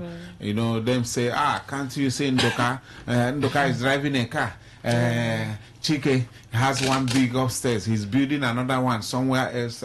What have you achieved? You have not even achieved anything in this year. What have gone? Tell them what have you had them here. Me, I want to know and ask here. Why you think it's proper putting the man on a very high tension, you know, telling him all Ndoka has done, knowing that everybody's destiny must not be the same? Tell them. Okay, I would say no woman is supposed to compare her husband to anybody. No woman is supposed to compare her husband, because whatever happens in the family is within you and your husband. You understand? So why will you compare your husband to Ndoka because Ndoka bought a car? Why will you compare your husband to Nduka because Nduka is to buy his wife luxury things? Exactly. So why will you do that? Family is supposed to be a companion. And you and your husband is supposed to talk and discuss. If he does not provide those things, you work hard and get your own things for your own self. And at least you package yourself. Must you make him feel less of himself? Must you make him feel obvious that Nduka is packaging his wife? At least you package your own self too. So let me ask you a question, Miracle. Them say, me I don't know how to say this. Them say your mother's soup must be the best, and the story is always sweet. You know, when it comes from you.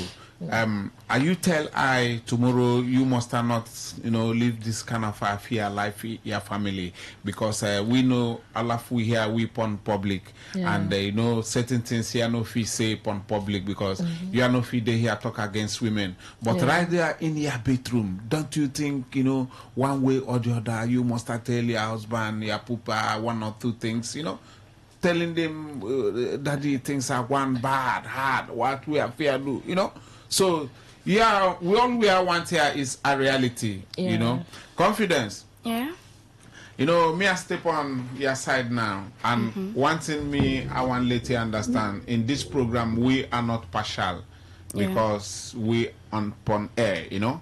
So, how you feel when, you know, in the house, you know, feed them family, you know, you see that Pupa is always angry, you know, maybe no money, and things are one hard, him get angry, him quarrel everybody, hey, all of you, go and sleep, you know, things like that. How you feel when parents, when Pupa, Mama, especially Pupa, when him things are one not too good and him start harassing everybody upon them house, how you feel? Just tell them how you feel, how things are one, you know, inside here, how you feel. Tell them. Okay, I'm gonna feel bad because he's not supposed to put his frustration on me because I'm not the cause of it. Okay. So, yeah, go feel bad? I'm gonna feel bad, yeah, sure. I'll feel sad, I'll feel like he does not like me. Something like that. So, what you tell the man, your encouragement, anytime things are not going right, let him calm down? Yeah, sure, he should calm down, then try to put the energy somewhere else than to put it on the frustration, like put his frustration on the children. Big lady, on me station, how you feel? You feel nice? Yes. Okay. You know, one thing me I want to ask you and just want you to understand, you know how you feel when your mama him just talk to Popsy just like that, him tell Popsy anything in front of children, people at them house, Pupa can just say anything. Muma can just tell Pupa anything for one reason or the other. How you feel when Muma talk to Pupa anyhow? Is it nice? Not really sure, but at first she's not supposed to talk to him like that in front of the children. Okay. To make him feel less of himself. Yes, man. That's very disrespectful. Yes, man. Yeah. So if they have issues, they're supposed to like stay in one place, in a very calm place, and talk. Now for them saying it in front of the children, it made them feel like they are abusing something like that. Confidence. Yeah. When Muma drop food and Pupa no eat the food because of one thing or the other, and after a while Muma tell you, Confidence, go and take off the food in the dining, and your papa say him no hungry, and your papa is hungry. Do you try to ask your Muma, this one Papa no eat, any problem, what I want? Do you ask him? You ask your Muma? Yeah, sometimes I ask, or sometimes my dad is angry, he will just eat. He will just eat. He will just eat. He will try eating to go to bed and staying hungry and angry at once to go to bed. Miracle. Yeah, man. When the man no eat them food, and you see that this home is somehow your sight. And when them return the food to the kitchen, and Muma just tell you, Miracle, in case you're hungry, go and eat the food. How you are full, and Pupa here, Muma say, Miracle, if you are hungry, you take the food and eat. How you feel? Food meant for Pupa, just because of one thing, issue or the other. We are not, this thing happens in most homes, We are not saying it must be in anybody's home, you understand? But what we are saying, how do you feel in such a scenario? How you feel? I will feel bad, and from the kind of father I have, my dad don't joke with food. If you like it, sort him in front of the kids. Him go eat the food. Very good man. Even if my dad doesn't pretend when it comes to food. Oh, that's the good one. Fine. Some men eat, but the trouble is still there. Sure, he eats. Most times, if he wants to fix things with my mom, he will just ask. He'll ignore the grown-up ones. Yeah. He will tell her, "Yeah, I could do. Many nigga make food for me." Just like that. Very good. Two man. of them start coming together. That's nice. We must know all this, whether you like it or not. Most of these things happens in people's home, and it happens in a home. Any home, I tell you the truth, these things are happen. It must happen, whether you like it or not. And have you seen any of them home without trouble? Have you seen any home without trouble? No, not have trouble. Every home must have problem. Everybody. Trouble. Everybody. We are saying to parents, we must tell you, calm down. When situations are harsh and things are hard, you must calm down and bring down your spirit. No problem has been solved with violence, Yeah. So we must tell we parents, right above.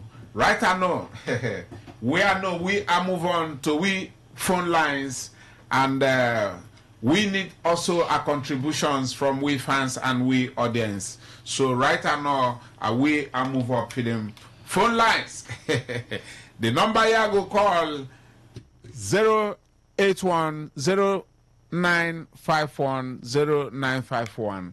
Somebody I call. Remember, you listen carefully. Whenever you are called upon this line, we know that Nigeria will be playing Gabon. Nigeria will be playing Democratic of Congo, and Super Eagles must win for them to start preparing for them World Cup. So today, when you tell we how you feel when Papa no eat food at home and him hash upon them children in them house, him shout and shout. Tell I what I want and them thing no good. You must tell other people, let them hear and learn for your experience. And one thing you must know, call this line 081-0951-0951. Predict and win Super Eagles on Sunday. What is the correct score line between DR Congo and Super Eagles of Nigeria on Sunday? Call this line and tell we the score. Who dey on me line? Yeah, greetings, Super. Yeah, welcome. Yeah. Yeah, greetings, Bakar Wagwan. Everything are nice, man. And greetings to the whole Empress in the studio. Yeah, man. Them greets all of you. All right. We just like the program tonight because exactly what Miracle said. Why, we don't play with food. When we are angry for me, I get something on the heart, we don't put it from children too. Understand? Hello. Yeah, man. We are listening. Tell we, man. All right. I say, let us play with food. So, if you have any problem with the Empress, and then keep food in the diary, we are good and with food. See? Thank you, man. No matter what, yeah, man. Yeah, no matter what. No matter what, we don't put the temptation from children. Because they are the cost of what going on in the life. All right. About the Super Eagles on Sunday. Predict the score. Predict the score. Super Eagles versus DR Congo on Sunday. What is your score line? 2-1 in favor of Super Eagles. 4-1. 2-1. 2-1. Okay. 2-1. Yeah, tell us the last 4 digits of your number. 5054. 5054. Thank you. Yeah, man. Thank you, God bless you. Yeah, right about, yes, right about on we phone line. Somebody I say his name is Cyprian, Barrister Cyprian Wale Esquire. All the way from Rumodomaya, him said Super Eagles 2, Congo nil. So we are take that and we aside that. Somebody I call this line, man. Who they on me line? We give me like cheese. Yeah, man. Welcome on this station. Yes, greeting all of you now in the studio. Yes. Hello. Tell I something. Hello. Yeah, man. Can you hear me? Yeah, man. Hello? Hello? Yeah, man. Who they on me line? Yes. It's Innocent calling you from my order. All the way from Ahoda. Thank you. Very far distance. You are listening to them program. God bless you. How you feel when trouble day upon home? You know eat your wife food and everything I want right. How you feel? Do you shout to them children? It's one thing. So I got to predict about the match on Sunday. Nigeria is winning just 3-0. Okay, Nigeria is winning 3-0. Call the last 4 digits of your number. 1980. 1980. Yes. Who they on me line? Rude boy. Oh, them line one off. You know. Remember the line somebody I called this your line. Who they on me line? Hello. Yeah, man. Welcome, Root man. Who that? Yeah. I'm the man who I call. Tell I your name and where you are called from. I am from the back. Hello? Oh, Yeah. this line are one bad. Hello? Yeah. Yeah, tell. Yes, man. Welcome, Jago Blasia, man. Blessed too, especially. Yeah, as I predict about the match on Sunday. Yeah, man. Go ahead, man. First half, goalless draw. Second half, 2-0. Yeah, man. In total. To qualify. Okay. Tell Aya 4 last digits. 1913. What you say? Call your last 4 digits. 1913. 13. God bless you, man. Thank you, man. What? Who they on me line? Hello. Yeah, man. Welcome. Yeah, Reggae. Good evening. Evening, man. How you feel? Yeah, I feel you. Yes, tell I the Super Eagles score on Sunday. DR Congo versus Super Eagles. What is the score line? Predict and win a jersey. Okay. If you are from Rimigbo, you're welcome. 2-0. Report for Nigeria. 2-0. Hello, are you hear me? Yes, call the 4 last digit of your number, please. 7238. 7238. Tell I your name. Your name. Efion from Rimigbo. Thank you, man. Who dey on me line? Who dey on me line? Good evening. Evening, welcome. Predict Super Eagles score line on Sunday versus DR Congo. Okay, the game will be 2-1. Congo win. Super Eagles, who win? Congo win. 2-1. Yes, 2-1. 2-1. Call the last 4 digits of your number. 0248. 0248. Thank you, man. And God bless you, man. Who dey on me line? Yes, man. Welcome on this station. Regional on the line. Regional. Oh, Regional. A regular caller. Welcome, Freedom Station. Yes, thank you very much. The prediction is 3-1. 3-1. Nigeria 3. DR Congo 1. Okay. Nigeria 3, DR Congo 1. 1. Call the last 4 digits of your number. 4124.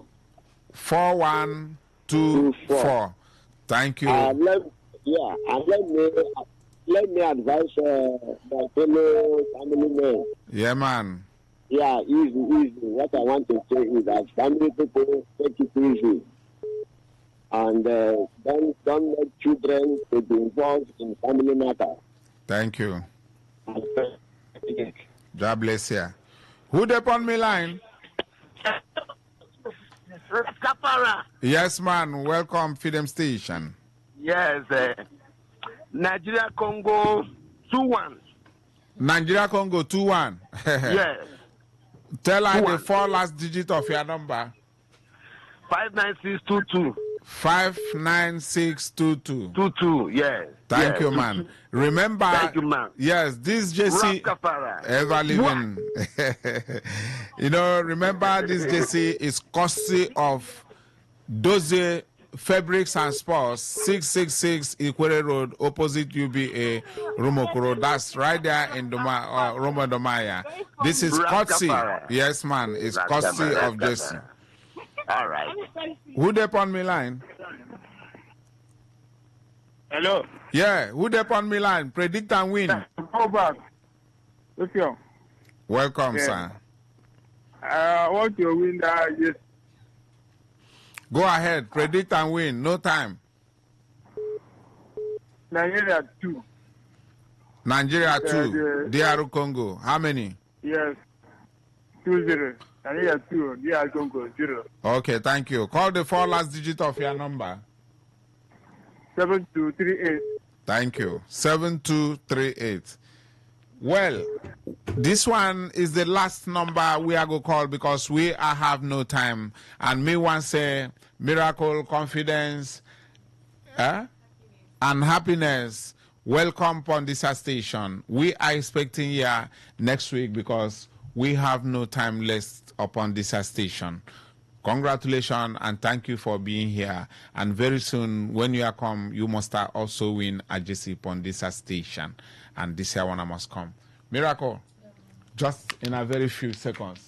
And well, we have no time. Next week, me, I expecting you here. The man you are hearing voice upon this station, the man them call Mba Agokalo on this station. Me, I say thank you to Engineer Perewe of NDDC for organizing WW White competition, all secondary schools football competition. We, I say thank you. Next week, me, I go bring all the organizers. They must come here and tell us what them do. Thank you, Engineer Perewe, all the way, NDDC and Jables here. Roadman.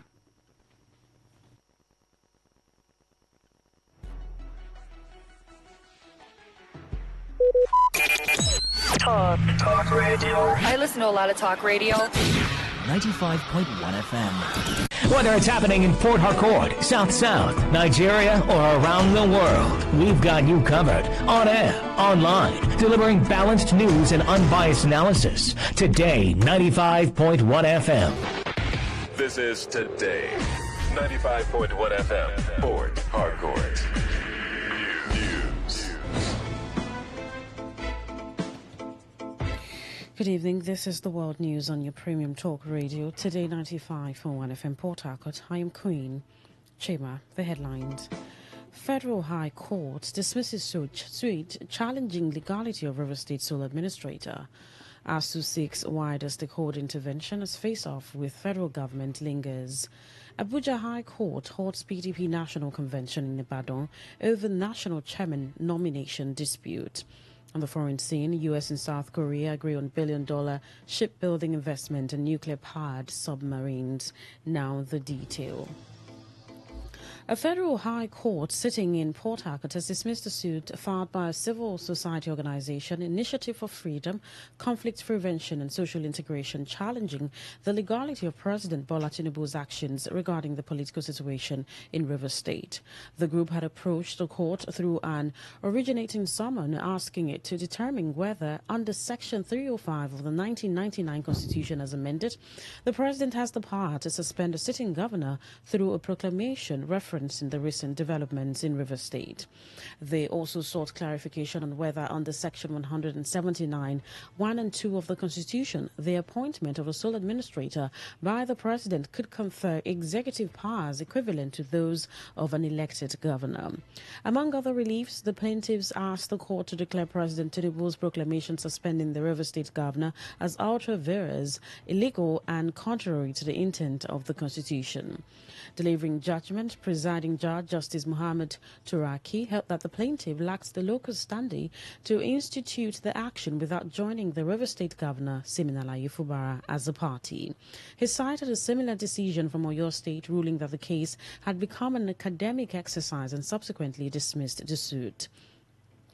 Today, FM's Uchendo Joe reports that while counsel to defendants declined to comment on the judgment, counsel to the plaintiff, Amegwa Lezina, told newsmen outside the courtroom that they would study the ruling to determine their next steps. The court took was simply because the present governor of Rivers State, who was then suspended, His Excellency Similaye Fubara, was not joined as a party. So for that, the courts decided not to delve into the merits of the matter. Having said that, on the grounds that we never had locus since Fubara was not joined as a party. Be that as it may, we would look at the contents, would consult with our clients and look at the contents of the judgment, upon which, if need be, would also proceed to the Court of Appeal, since the merit of the matter was not actually looked into by the courts.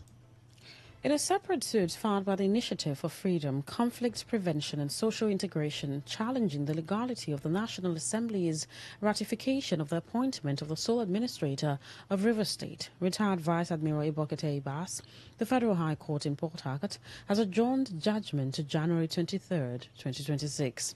Presiding Judge Justice Mohammed Turaki fixed the date after all parties adopted their final written addresses. The civil society organization is questioning the authority of the National Assembly to constitute a committee to oversee emergency rule in River State, as well as its role in receiving the state's 2025 budget. The defendants in the suit include the sole administrator, retired Vice Admiral Ibokete Ibas, the Attorney General of the Federation, and the National Assembly. In another suit filed by the same group, this time challenging the appointment and constitution of the chairman and members of the River State Independent Electoral Commission, Justice Turaki adjourned proceedings to December 5, 2025 for the adoption of processes.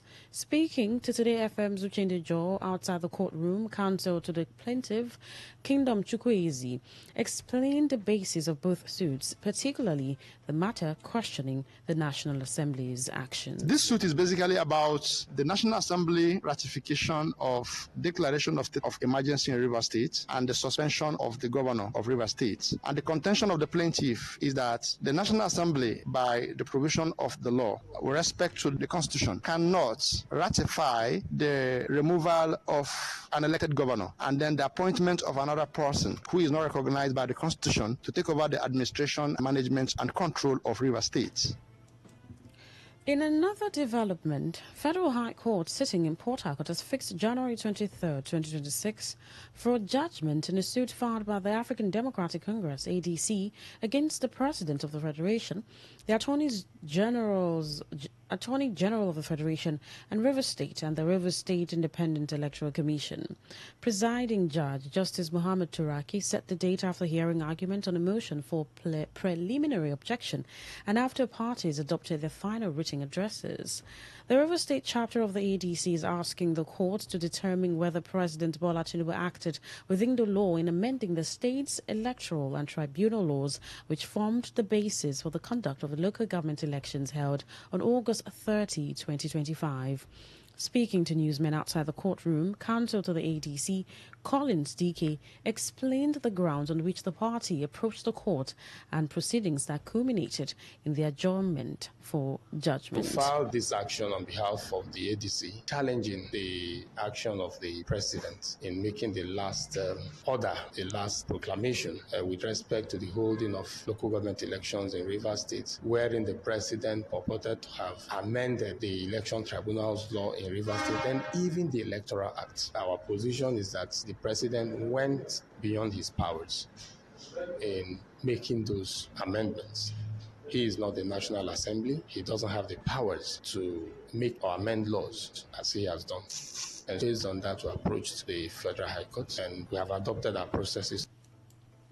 The Academic Staff Union of Universities, ASU, Port Harcourt Zone, has appealed to traditional rulers, students, parents, the Nigeria Labour Congress, NLC, and civil society organizations to intervene in the union's long-standing disputes with the federal government, urging the implementation of agreements reached over the past 16 years.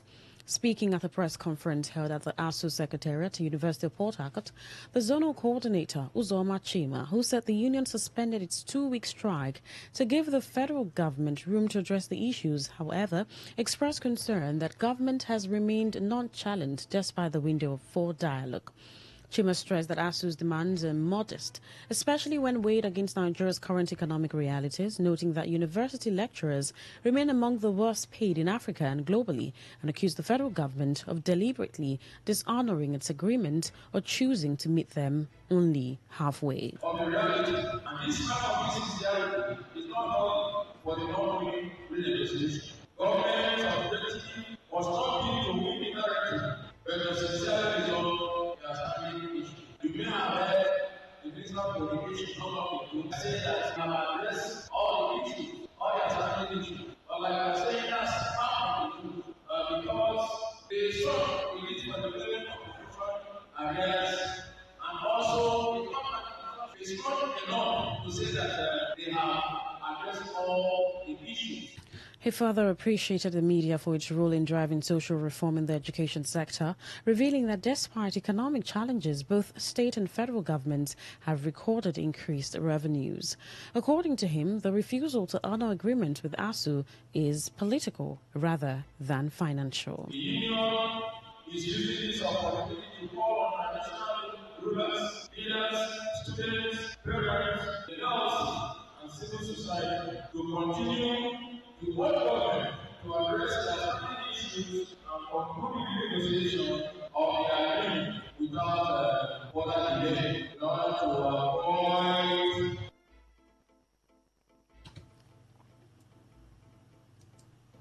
You're listening to the World News on Today 95.1 FM, Voice of the People. After the break, more news, foreign and sports stories. Do stay with us.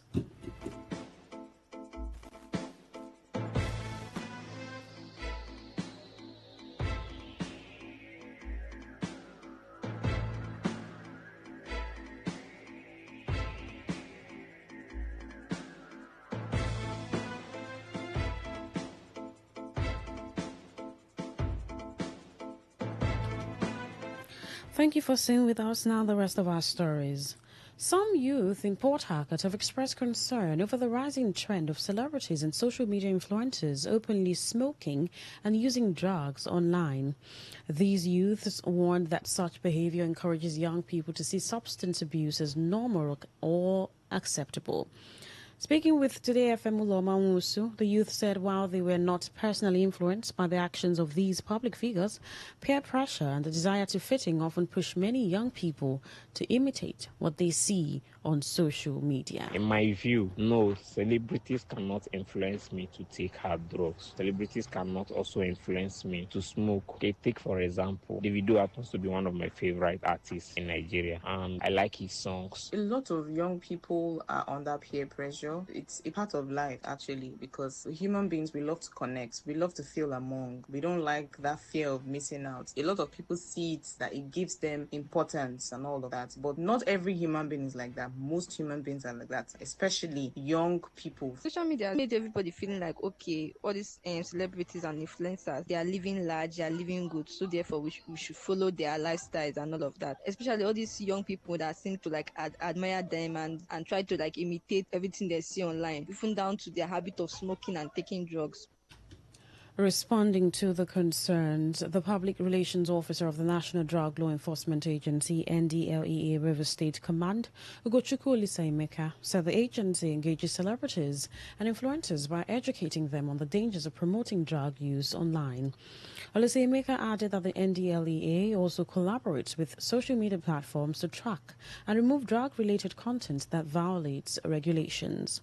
She further advised young people to seek proper information about drug abuse and develop coping skills that will enable them resist pressure to experiment with drugs. We try to engage the influencers, the celebrities. We try to talk to them about the dangers of their action. We also try to come up campaigns. We try to come up with also content that teaches about the need to keep away from substance abuse, the dangers of substance abuse. And then on our own part, we also try to educate the people, because we realize that most times the youth do not understand the need to know about drug abuse and its consequences. The Chief Medical Director of Obsidian Hospital, Dr. Obi Valentine, has attributed the rising cases of diabetes and hypertension to increasing consumption of processed foods and declining levels of physical activity. Dr. Valentine stated this during a free blood sugar and blood pressure screening organized by the hospital along Eagle Cement Road in the Rumu Elimini community, where he called for intensified awareness campaigns to tackle the growing burden of the disease as part of activities marking the 2025 World Diabetes Day. The medical expert noted that nearly half of the world's population is affected by diabetes and hypertension, stressing the need for people to regularly check their health status. He added that the two conditions account for about 10 million deaths globally each year, urging Nigerians to adopt healthier diets and engage in regular exercise. There seems to be a growing growing burden of both hypertension and diabetes in the world. Nearly 50% of adults globally are hypertensive, and only about 50% of them know that they're hypertensive. We want to create more awareness for people to try to know their status when as regards hypertension and diabetes. Based on research, we found that this is linked to the changes in our diet. We now eat more processed food, more canned meals and fast food, and there's also a degree of physical inactivity. Some beneficiaries of the free screening, including Lawrence Olube, while expressing appreciation to the hospital for the initiative, said the exercise helped them understand their health status and encouraged others to take advantage of similar opportunities. I've benefited from this outreach in that I know my blood sugar status, I know my blood pressure, and I've been able to speak to doctor as regards some of the concerns I've had about my health. I would advise anybody and everybody to come and also come and benefit from this outreach. One thing I've benefited is a free checkup and checked my BP, checked my blood sugar level and also my heart. So I had the opportunity to meet with a doctor one-on-one for consultations, questionings and all that. So I was well received as well as every other person I've seen around. World Diabetes Day is observed globally on November 14, and this year's theme, Diabetes Across Life Stages, highlights the need for people living with diabetes to have access to integrated care, supportive environment and policies that promote health, dignity and effective self-management. The recent designation of Nigeria as a country of particular concern by U.S. President Donald Trump continues to spark reactions from prominent Nigerians. Speaking to Today FM, Magnus Umua, a professor of philosophy of education at the Ignatius Ajuri University of Education, Professor Samuel Ameli, said the situation calls for dialogue rather than confrontation between President Bola Tinubu and Trump.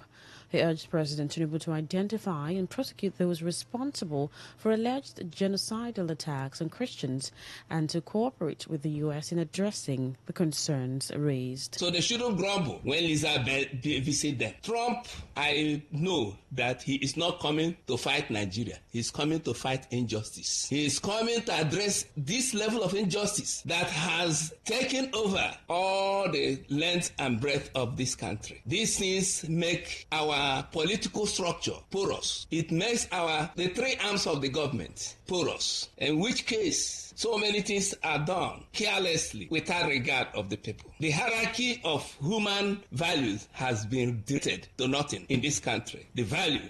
Also reacting, a professor from the Department of English, Faculty of Humanities at the same universities, Conte Trinya, noted that President Trump's declaration is aimed specifically at tackling terrorist elements, not innocent Nigerians. But who are the Nigerians? Are there specific Nigerians who are being targeted? Yes. Some years ago, there was a Reinhard Bank in Kano. It was targeted at Christians. There was a beauty pageant, I think about years so. The victims were targeted Christians. I've had videos of people who were told to renounce their faith or be killed. So the perpetrators have a particular religious identity, and their victims have had particular religious identity. There have been collateral casualties, so people of other faiths sometimes get involved. On the foreign scene, the United States and South Korea have unveiled details of a new trade and security agreement that includes a $150 billion Korean investment in the U.S. shipbuilding sector and a joint decision to advance plans for South Korea to build nuclear-powered submarines. According to a White House fact sheet, Washington has approved Seoul's development of nuclear-powered attack submarines, while South Korea will invest an additional $200 billion in U.S. industrial sectors alongside the shipbuilding package. South Korean President Lee Jae-myung said the deal also involves reduced U.S. trade tariffs on Korean goods, lowered from 25% to 15%, and expanded South Korean authority over uranium enrichment and spent fuel reprocessing.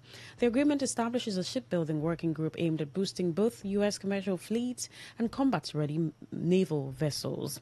China has voiced concern, warning the partnership has implications for global non-proliferation and regional stability, while North Korea has yet to comment but is expected to react. Confusion over the construction site was clarified as Seoul's national security advisor confirmed the submarines will be built in South Korea despite earlier claims by President Donald Trump that construction would occur in Philadelphia. To end the news, here is a summary of the major stories. The Federal High Court in Port Harcourt has dismissed a suit challenging the legality of the River State Sole Administrator. ASU has sought wider stakeholder intervention as face-off with federal government lingers.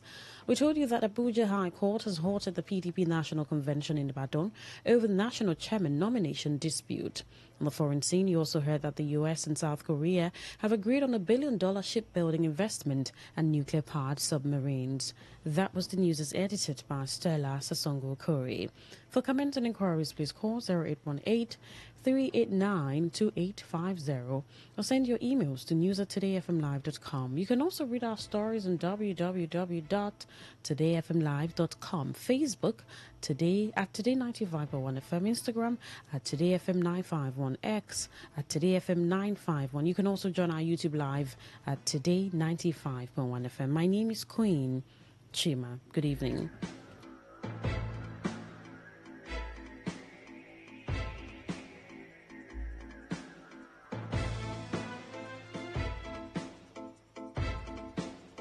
Today's sports, today's issues, today on Today 95.1 FM, Port Harcourt.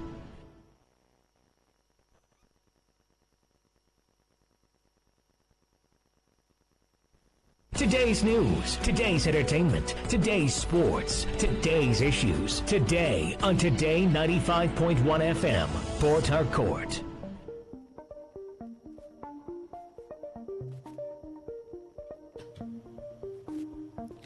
Good evening, this is Today 95.1 FM Port Harcourt, Voice of the People, and it's time again for a rundown of the foreign news stories that made the headlines on the world today. I am Queen Chima.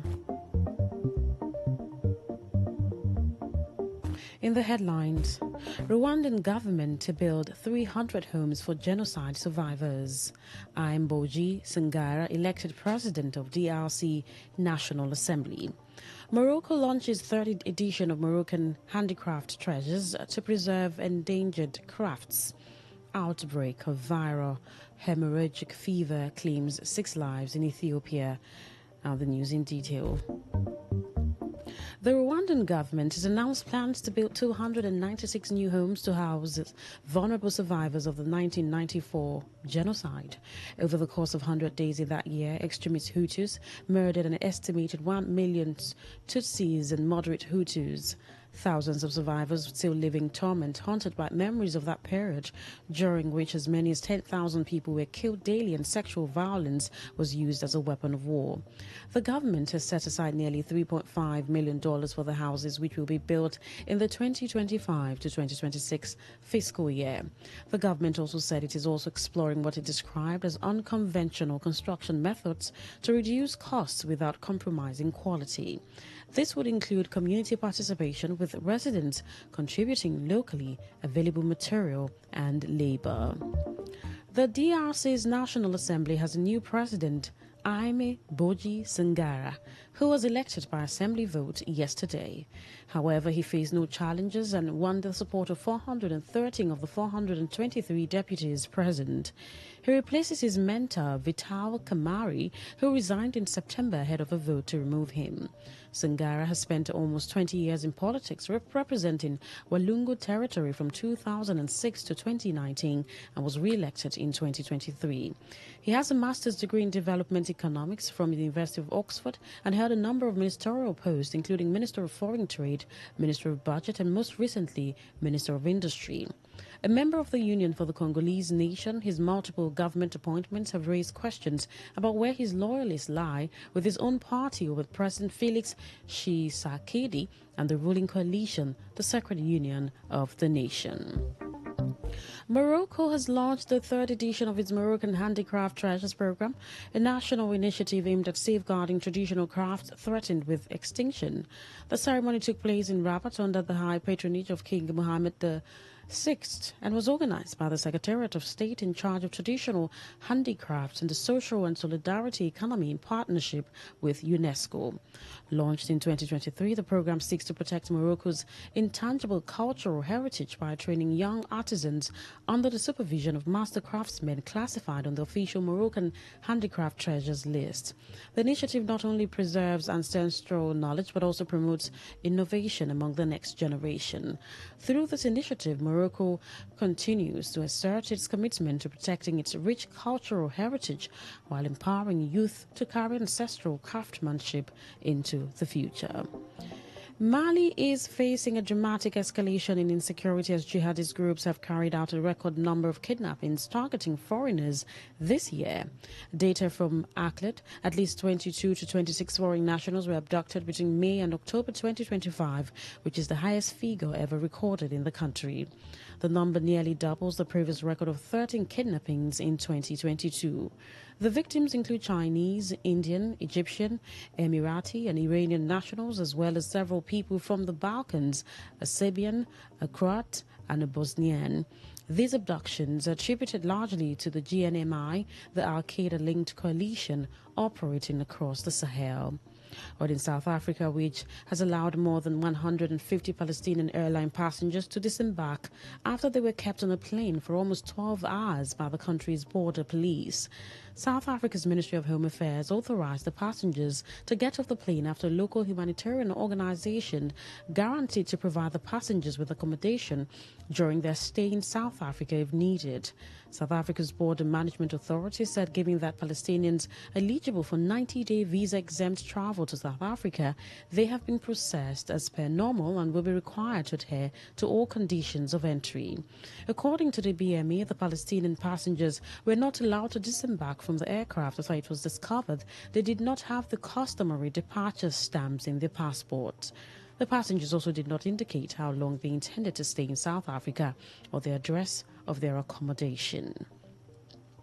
A suspected outbreak of viral hemorrhagic fever in southern Ethiopia has killed 6 people, including 2 healthcare workers, prompting an emergency response from the World Health Organization amid concerns over human-to-human transmission. The outbreak, centered in Jinka town in the South Omo zone, has claimed the lives of a doctor and a nurse who had been treating patients with similar symptoms. Jinka General Hospital's medical director confirmed the fatalities, highlighting the significant transmission risk through close patient contact and raising alarms about healthcare system vulnerabilities. The Global Health Agency has dispatched 11 experts and $300,000 in emergency funding to bolster Ethiopia's response. The team is assisting with surveillance, testing, and infection control while delivering essential supplies, including personal protective equipment and a deployable isolation tent to contain the outbreak spread. Away from Africa to the rest of the world. Pakistan has arrested 4 members of an Afghan cell over their alleged involvement in a deadly suicide bombing in its capital, Islamabad, earlier this week, as tensions heightened further between the neighboring foes. The attack outside a district court was claimed by a faction of the Pakistani Taliban known as the Tehreek-e-Taliban Pakistan (TTP). Those arrested in connection with the bombing, which killed 12 people and wounded dozens, were linked to the Pakistan Taliban. The Pakistani government statement disclosed that the network was handled and guided at every step by the High Command based in Afghanistan, adding that the cell's alleged commander and 3 other members were in custody. However, investigations are continuing and more revelations and arrests are expected, identifying the bomber as Usman Elias Kari. Indian Prime Minister Narendra Modi's cabinet has described the car explosion which jolted New Delhi earlier this week as a heinous terror incident perpetrated by anti-national forces. The Indian government's words, 2 days after a slow-moving car blew up near the Red Fort in an iconic 17th century monument in New Delhi, killing at least 13 people and wounding several others. Earlier this year, in May, the Indian government had declared a new security doctrine: any act of terror will be treated as an act of war. That posture had come in the aftermath of an intense 4-day air war between India and Pakistan after India blamed Islamabad for an attack in Indian-administered Kashmir that killed 26 civilians. 6 months later, as Indian grapples with another attack, this time in the heart of the national capital of the world's most populous country. The Modi government has so far avoided blaming Pakistan. Instead, New Delhi's language suggests that it might be veering towards intensifying a crackdown on Kashmir at a time when Islamophobia and anti-Kashmiri sentiments have skyrocketed across India in the aftermath of the car explosion. Russian forces pressed into Ukraine's eastern towns of Pokrovsk and Maroat during the past week as Kyiv's military has mounted a stout defense. Ukraine's commander-in-chief Alexander Syrsky said almost half of the battles on the 1,200 kilometers from were happening in the two towns. Syrsky claims that Russia has committed 150,000 troops, almost a quarter of its strength, in Ukraine to capturing them. However, Russia sees Pokrovsk as a gateway to remaining unoccupied parts of Donetsk, the region it has already claimed as its own in September 2022. International NGOs Human Rights Watch and Amnesty International have decried a sharp decline in civil liberties and pervading injustice in Tunisia since President Kais Saied came to power in 2019. Tunisian authorities have increasingly escalated their crackdown on human rights defenders and independent non-governmental organizations, NGOs, through arbitrary arrest, detention, asset freezes, bank restrictions and court-ordered suspensions, all under the pretext of fighting suspicious foreign funding and shielding national. Tunisia's crackdown on civil society has reached an unprecedented level as 6 NGO workers and human rights defenders from the Tunisian Council for Refugees have been criminally prosecuted on charges solely related to their legitimate work supporting refugees and asylum seekers. The trial's opening session, initially scheduled for October 16, has been adjourned to November 24. A United States House of Representatives push to release files related to convicted sex offender Jeffrey Epstein cleared a significant hurdle November 12 as Democrats and a handful of Republicans reached 218 signatures to force a floor vote on a bill to release the files within 30 days. Republican leaders aligned with President Donald Trump's wishes by stalling Democrat-backed legislation to release the files. Meanwhile, Trump, a one-time friend of Epstein, has faced persistent questions about what the files may show about the two men's history. Bill sponsors Representatives Thomas Massey and Ro Khanna used an arcane procedural tactic called a discharge petition to secure floor consideration. The move came over the objections of Speaker Mike Johnson and other Republican leaders. That story from United States concludes tonight's edition of The World Today, as produced by Oloma Onwusi of the News Department. But before we go, here is a summary of the stories that made the headlines. Rwandan government has planned to build 300 homes for genocide survivors. We told you that Aimé Boji Singara has been elected president of DRC National Assembly. You heard that Morocco has launched its 3rd edition of Moroccan handicraft treasures to preserve endangered crafts. And finally, outbreak of viral hemorrhagic fever has claimed 6 lives in Ethiopia. Till same time next week, do have a lovely weekend, and thank you so much for listening. Good evening.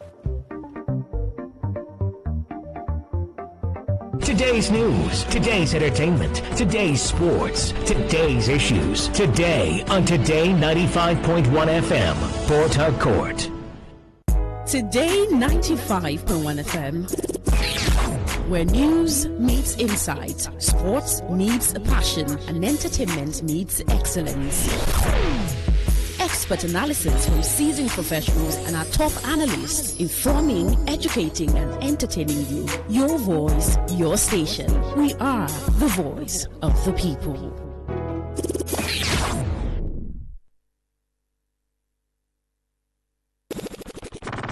It's been an exciting week. It's been an awesome week. And just in case you missed out on our big stories this week, we got you covered. Rewind comes up every Saturday, 6:30 a.m. And here you get your total rundown of all the big stories and trends for the week in River State. And this is brought to you by your premium talk radio, Today 95.1 FM, Port Harcourt. Rewind, 6:30 a.m. every Saturday. Don't miss it.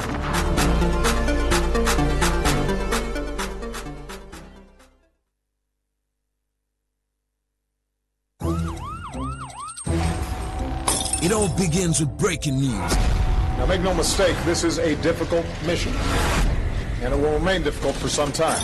Then it keeps trending. Events, issues, personalities, all struggling to gain attention. But in the race with deadlines, the intrigues, power play, undercurrents are often missed or underreported. Insecurity here is basically a product of poverty. But not anymore. As the platform on radio steps in to fill the missing links on events, issues, and personalities in the news. We are not afraid of anybody. Yeah! The platform on radio serves only the hottest topics and trending issues. Only on Today 95.1 FM. 95.1 FM. Port Harcourt. Weekdays, 4 p.m. Get on the platform on radio and be served.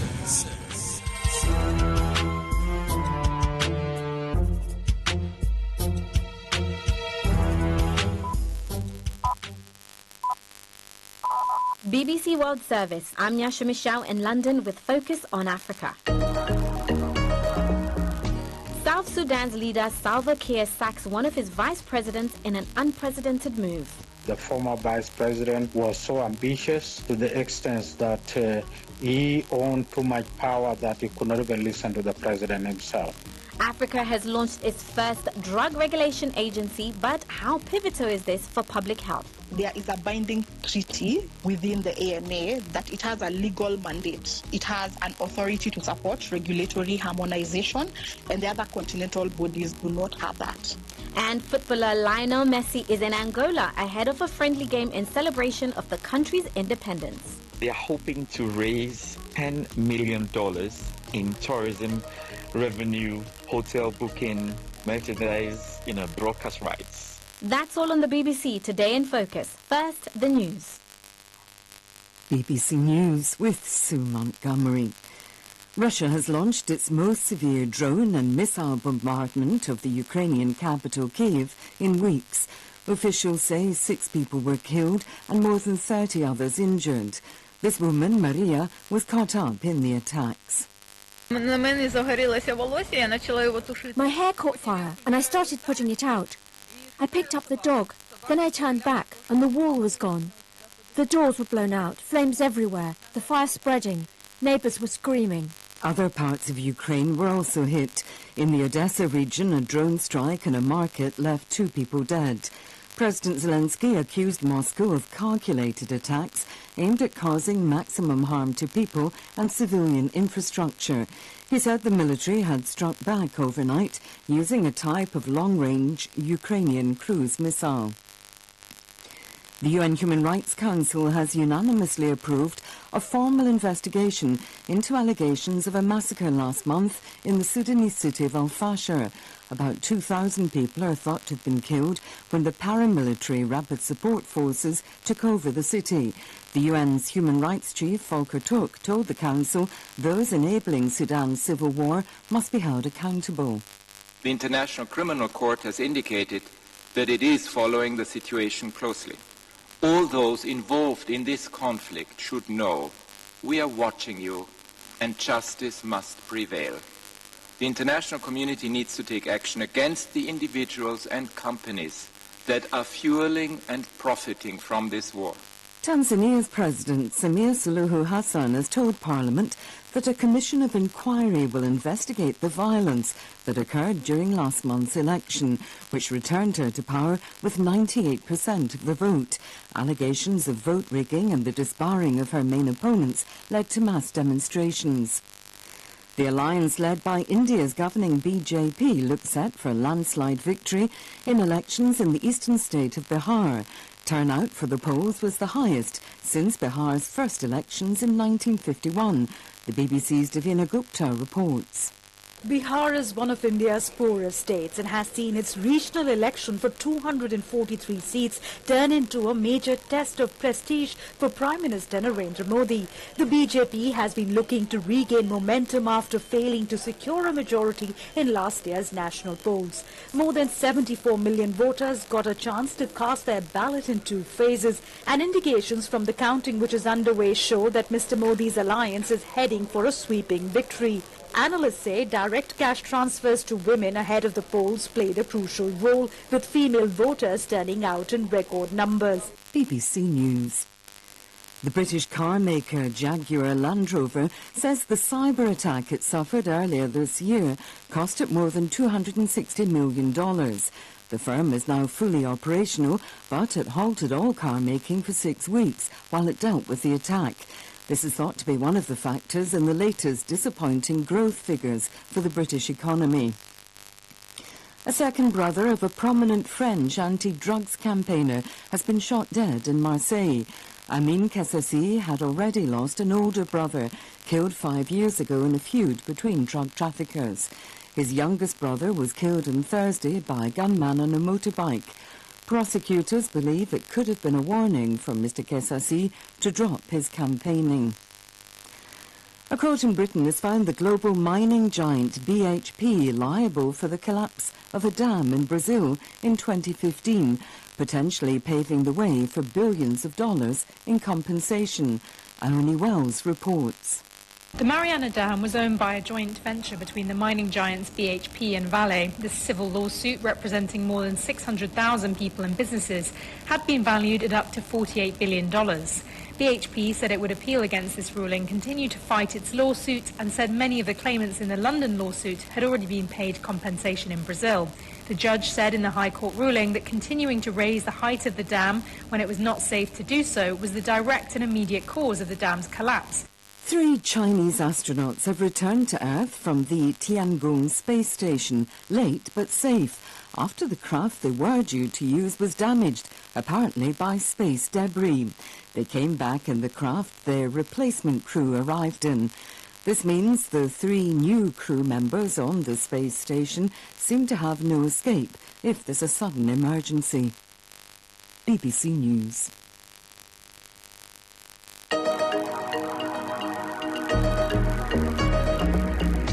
Hello, I'm Nyasha Michelle, and here's what's coming up for you on this edition of Focus on Africa. South Sudan's president dismisses one of his vice presidents tipped to be his successor. What would this mean for political stability? After more than a decade of planning, Africa has finally launched its own drug regulation agency. The most important part is the detection aspect and the information sharing when that is detected. If a medicine is noted to have a problem from Kenya at entry, this signal will be passed across the whole continent and made sure that that product does not get into any market within the signed up regulatory systems. And could this be the most expensive friendly ever? Footballer Lionel Messi touches down in Angola ahead of a game that cost the nation $13 million. There are pictures of Messi landing at the airport in Luanda, being checked in. The Argentine team have landed. They had a lot of fans around the airport waiting to catch a glimpse of, in their view, the biggest football star. We have seen pictures and videos of Lionel Messi walking in and getting himself ready for what will be a big friendly game. It's Friday, the 14th of November. First, we go to South Sudan. South Sudan's President Salva Kiir has sacked his second vice president, Dr. Benjamin Bol-mel.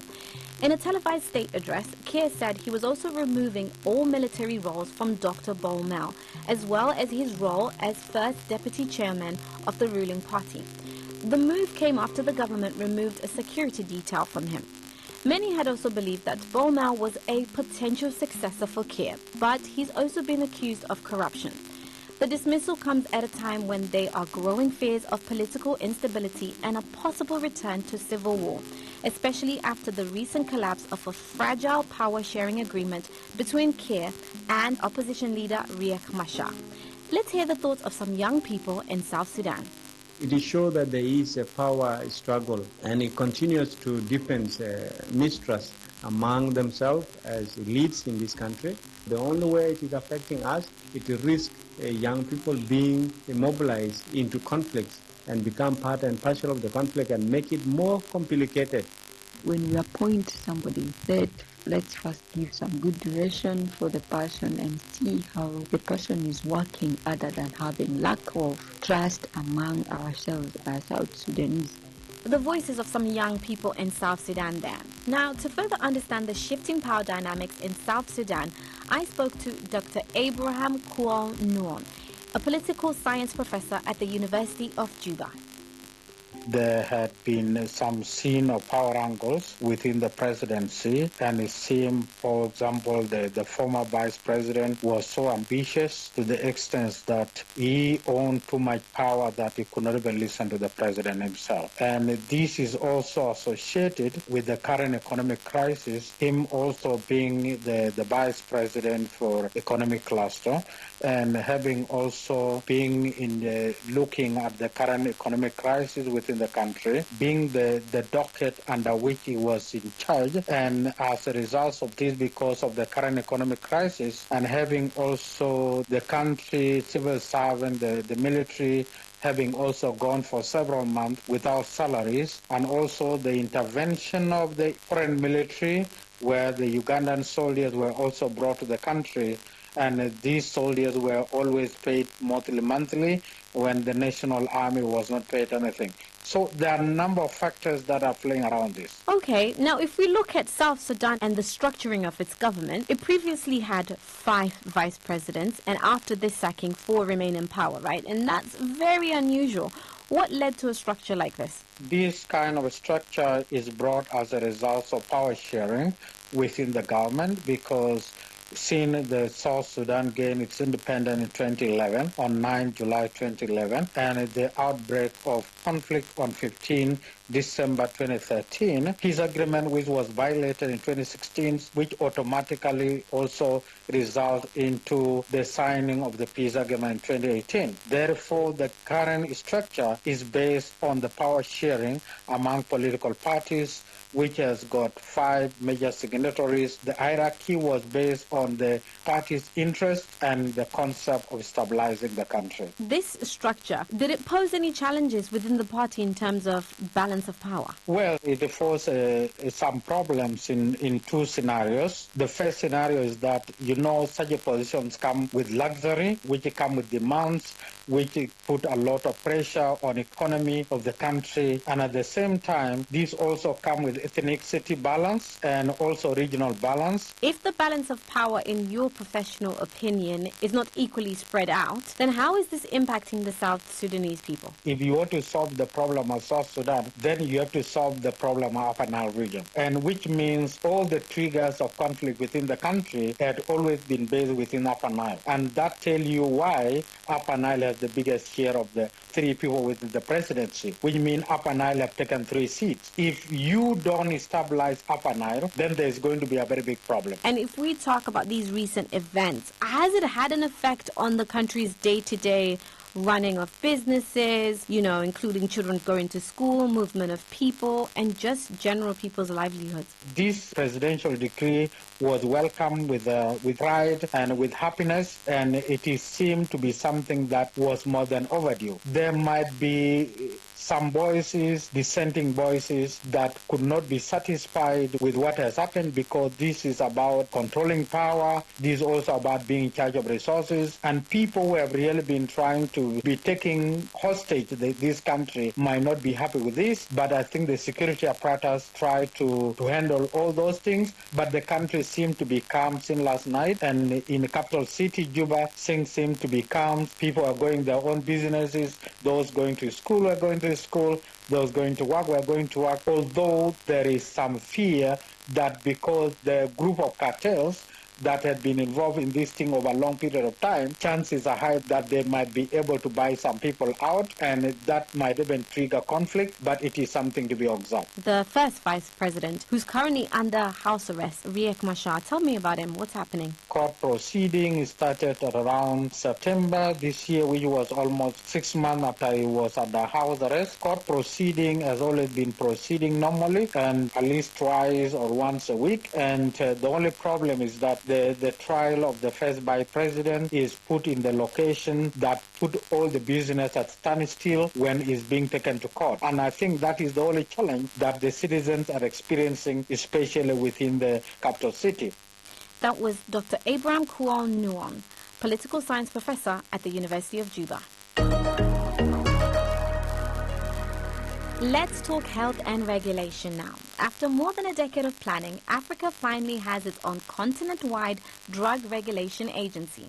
The African Medicines Agency, or AMA, was launched earlier this week, and its main office is based in Rwanda's capital, Kigali. Africa's health journey has been a challenging one. The continent's biomedical data sets remain drastically underrepresented, and many health systems have long struggled with both funding shortages and unequal access to medicines. And as you may recall, during the COVID-19 pandemic, the continent struggled to access vaccines due to a combination of factors, including vaccine nationalism, where wealthier countries secured large supplies first, and significant inequalities in distribution. So how does this new agency reshape the future of public health on the continent? And what real, tangible changes could it bring? I spoke to Dr. Wairumu Mbogo, the first female president of the Pharmaceutical Society of Kenya, who was also present at the launch. First, I asked her to explain what exactly is AMA's role and mission. It's an African Union, AU specialized regulatory body that has been mandated to strengthen, coordinate, and enhance medicines regulation across the AU member states that have already signed into it. So basically, if it was to draw parallels, it would be like the EMA within the EU.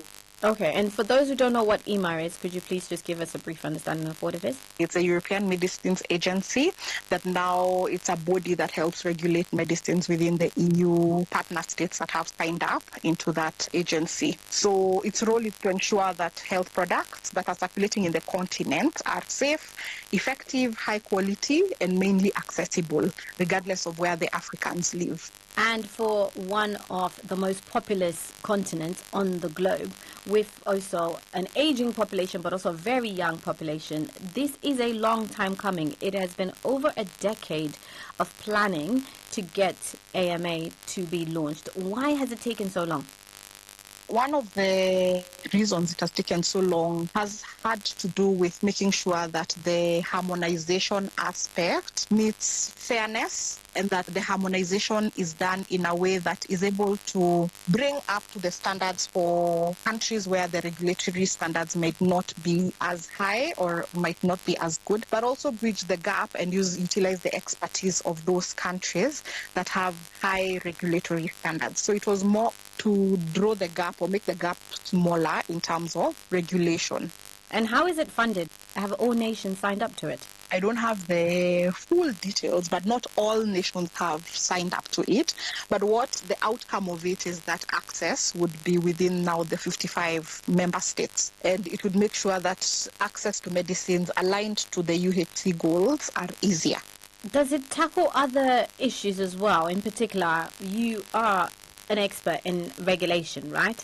Yes. And we know that on the continent there has been major issues when it comes to counterfeit medicines, especially in your expertise in pharmacy as well. Can you tell us if that's something that this agency will be tackling? And if so, how? One of the key focus things is that the AMA has what you call a legally binding mandate, which is through the AU treaty that gives it full authority in terms of supporting regulatory harmonization. So what that means, in effect, it will be strengthening what you call pharmacovigilance, medicine safety, clinical trials oversight. So now we are looking at Africa having a lot of clinical research. Dossier review, that means in terms of drug registration, post-market surveillance, and also combating the falsified standard products. Okay. In addition to that, there's what we're calling capacity equalization and reliance pathways, where now there's health security across the countries. If I walk into the hospital or a clinic or a pharmacy, what does it mean to me, what you're saying in terms of how I can avoid getting counterfeit drugs? What is this agency going to do to ensure that people are protected from being prescribed and also buying counterfeit drugs? What we expect is that there is what we call the information sharing database, where if there is a product that is coming in from any of the countries and there is a challenge anywhere, there is a signal that can be put out such that if you are in Kenya and someone else is in Egypt, they are able now to secure the patient from any falsified medication that has been noted. So intelligence mechanisms shall be shared across the board where a discovery is made, which has not been very strong in Africa as we speak. That's very important because, you know, we have covered the cough syrup from India that came into Africa and unfortunately took the lives of quite a lot of children. So will there be regulations to ensure that medicine like that doesn't even enter into the borders of the continent? Yes, usually substandard and counterfeit products is a problem globally. The most important part is the detection aspect and the information sharing when that is detected. So what we're saying is that if a medicine is noted to have a problem from Kenya at entry, this signal will be passed across the whole continent and made sure that that product does not get into any market within the signed-up regulatory systems. This is also in connection with what we would say the capacity equalization, which means for countries that may have weaker systems, it means that they get an immediate strengthening of their systems immediately because there's a signal detection that has been created. What then makes AMA different from existing health bodies that are already operating on the continent? What makes it different from existing bodies like the WHO Regional Office or the Africa CDC or the regional economic communities is that there is a binding treaty within the AMA that it has a legal mandate. So which means it has an authority to support regulatory harmonization, and the other continental bodies do not have that. The other thing is that its focus is mainly on regulation of medicines. And just for purposes of people who may be a bit technical, it will be looking at pharmacovigilance, the clinical trials, what you call a dossier review, post-market surveillance, as well as now the falsified medicines and substandard product aspect. And it's good to mention that within the conference, there are a lot of parallel sessions that had to do with making sure that we are aligning very closely when it comes to patient safety and universal healthcare coverage of patients across Africa. Dr. Wairuma Mbogo, President of the Pharmaceutical Society of Kenya. This week, Angola is celebrating 50 years of independence, and they are doing it in grand style. The Southern African nation has invited none other than Lionel Messi and the World Cup winning team Argentina to play a special friendly match in Luanda, turning the Golden Jubilee into a global football event. Angola became independent from Portugal on the 11th of November 1975, and the country is marking the milestone with parades, concerts, and fireworks, of course. But the highlight for many will be today's game at Estadio 11 de Novembro, a stadium built to mark the same Independence Day. It's a big moment for Angolan football fans. Their team will face the reigning world champions, led by Messi himself, who's expected to play alongside several others, including the likes of Lautaro Martinez. And I bet you can imagine this, tickets sold out in just a few hours. But not everyone is cheering, because reports say that the government is spending around $13 million to host the match, one of the most expensive friendlies ever. Some people are questioning whether that money could have been better invested in sports and other pressing issues in the country.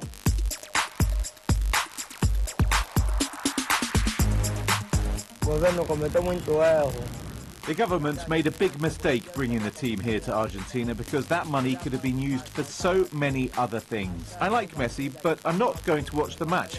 The country isn't doing well. We need rice, salt, vinegar, basic food supplies. We need to be able to eat. I feel really bad about the government spending money to bring Argentina here because people are suffering. There's hunger, you know. I know some Angolans don't mind. But honestly, that's foolish. They would rather their children go hungry just so the others can be fed elsewhere. Even though we're going through a very complicated and really difficult economic situation, a match is still a match. Football brings excitement, it lifts your spirits, it even helps relieve stress. I like Messi very, very much. I don't see the point of this match for the 50th anniversary of independence. I've heard the rumors that a large sum of money was paid for this match to take place. That's unnecessary and even inhumane.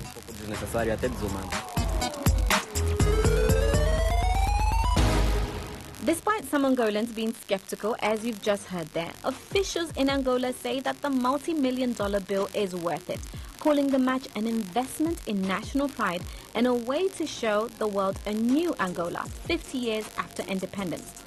In Morocco, however, officials felt that these millions could be better spent elsewhere. A few weeks ago, the Moroccan Football Federation rejected Argentina's proposal for a friendly match which would have cost them 10 million euros, which is just over 11 million US dollars.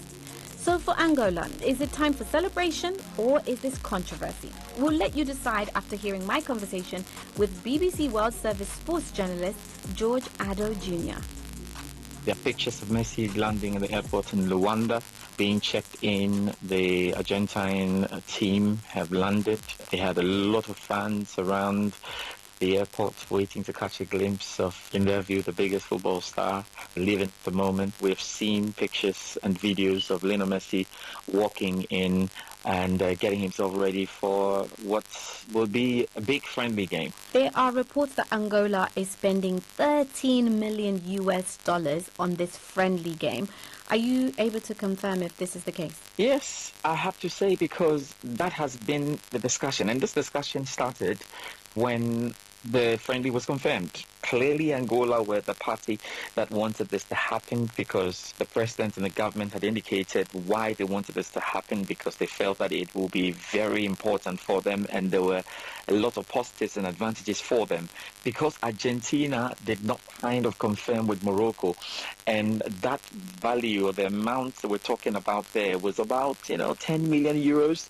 Clearly, anybody who was going to do more than that, or anyone who was going to get Argentina, had to do more than that. And most of the sources I've spoken to saying that within the region there of about $13 million, $12 million, the government has had to put this in. And it's easy to do the calculation, especially when you're seeing the figures that came out of the broken down contract or broken down negotiation between Argentina and Morocco. So yes, they have spent in that region for this to happen. And you really also need to spend about that to get the Lionel Messi in there. Remember, there could be Argentina without Messi, and there could be Argentina with Messi. So if you want Argentina with Messi, definitely it's going to be quite a lot. You mentioned earlier that for the Angolan government, he explained the positives and the advantages of why he wanted this to happen. Of course, we know they're celebrating their 50th independence anniversary, which is very important for all nations on the continent. But what are some of those positives and advantages that he felt were worth that amount of money? So clearly, government spokespersons have been hinting at this, and it's something that they kept saying, that they are hoping to raise $10 million in tourism revenue, hotel booking, merchandise, broadcast rights. When you look at the plans there, obviously Messi coming to Angola, you can also look at it as Messi coming to Africa. All those who are closer in that Angola region will want to go there. It's going to push that tourism in a special way. A lot of people are going to be booking hotels. A lot of people have booked hotels, I should say, have booked hotels to be there. That's definitely one in there. Also, this has really centered Angola, and that's something that you can't put a price on, in my view, because the world is talking about Angola because Messi has come to Angola. When George Weah was president of Liberia, he used football in certain ways in this, but this is on a different level to have Lionel Messi in the country, and clearly everybody is excited about it. Even if there are problems in the country, like we know, the economic issues and the discussions that have gone on as why don't you put money into places that are going to help us in terms of making sure that there's youth employment, making sure that there are opportunities for the youth or the basic needs are met in Angola. Well, they'll tell you that this football match alone can make people forget at least for a while. Oh, and it's going they'll forget to remain for in the about memory. 90 minutes, though, George, is that not the case? Yes. They'll forget for about 90 minutes, and then after that, everything goes back to normal. Is Messi going to be around to do other appearances, or is it simply Messi has gone to the hotel, he's going to play this game, and then after that, the people who are there are not going to see him again? For the public, the opportunity is going to be to see him train, to see him play. After that, well, You can tell your kids it's for 50 years that you saw Messi play on Angola soil. BBC World Service sports journalist George Addo Jr. Today's edition of Focus on Africa was put together by Yvette Twagira Maria, Stefania Okereke, Piers Edwards, and Alphas Lagat. Patricia Whitehorn was the senior producer, and Francesca Dunn, the technical producer. Andre Lombard and Alice Mutengi are our editors. I'm Nyasha Michelle, and I'll speak to you again soon.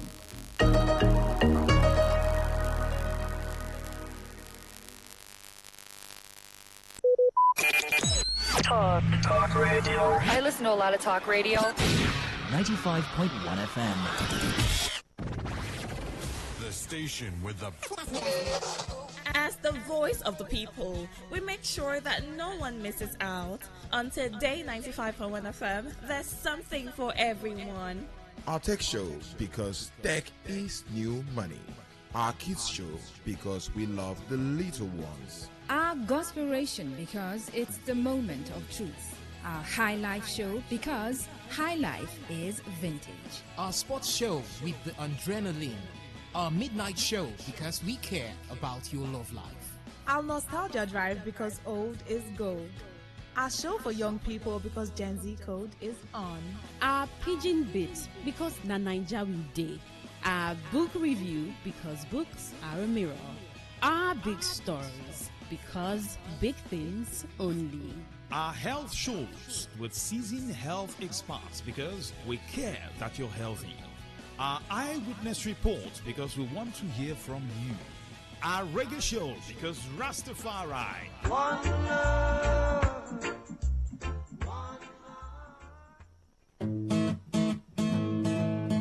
You may not realize it, but do you know you can always show your love for others with simple gestures?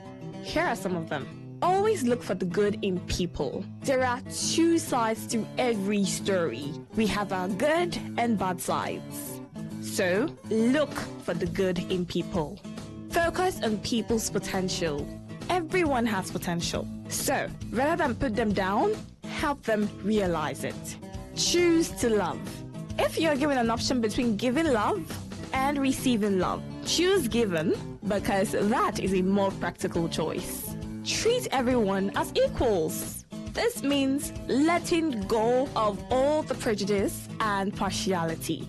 See people for who they really are, not their jobs, not their apparels or bank accounts. If everyone does this, then the world will be a better place. Love yourself. You cannot give what you don't have. So, before you try to love other people, love yourself first. Forgive. We all make mistakes. So, whether it's a family or a stranger, the best way of showing love is forgiveness. Everyone deserves a second chance. Show compassion. Care for other people. Care for what they are going through. Do what you can to help. Give back to the community. Remember that a single drop of water can cause countless ripples. That donation, no matter how small, can inspire others to do the same. Smile, even to strangers. Remember that you're never fully dressed without a smile. So, do not underestimate the power of a smile. Not only does it lighten up your face, it will also brighten up another person's day. Be the spark of positivity you want to see. When you smile, the whole world smiles with you. This message is brought to you by Today 95.1 FM, the voice of the people.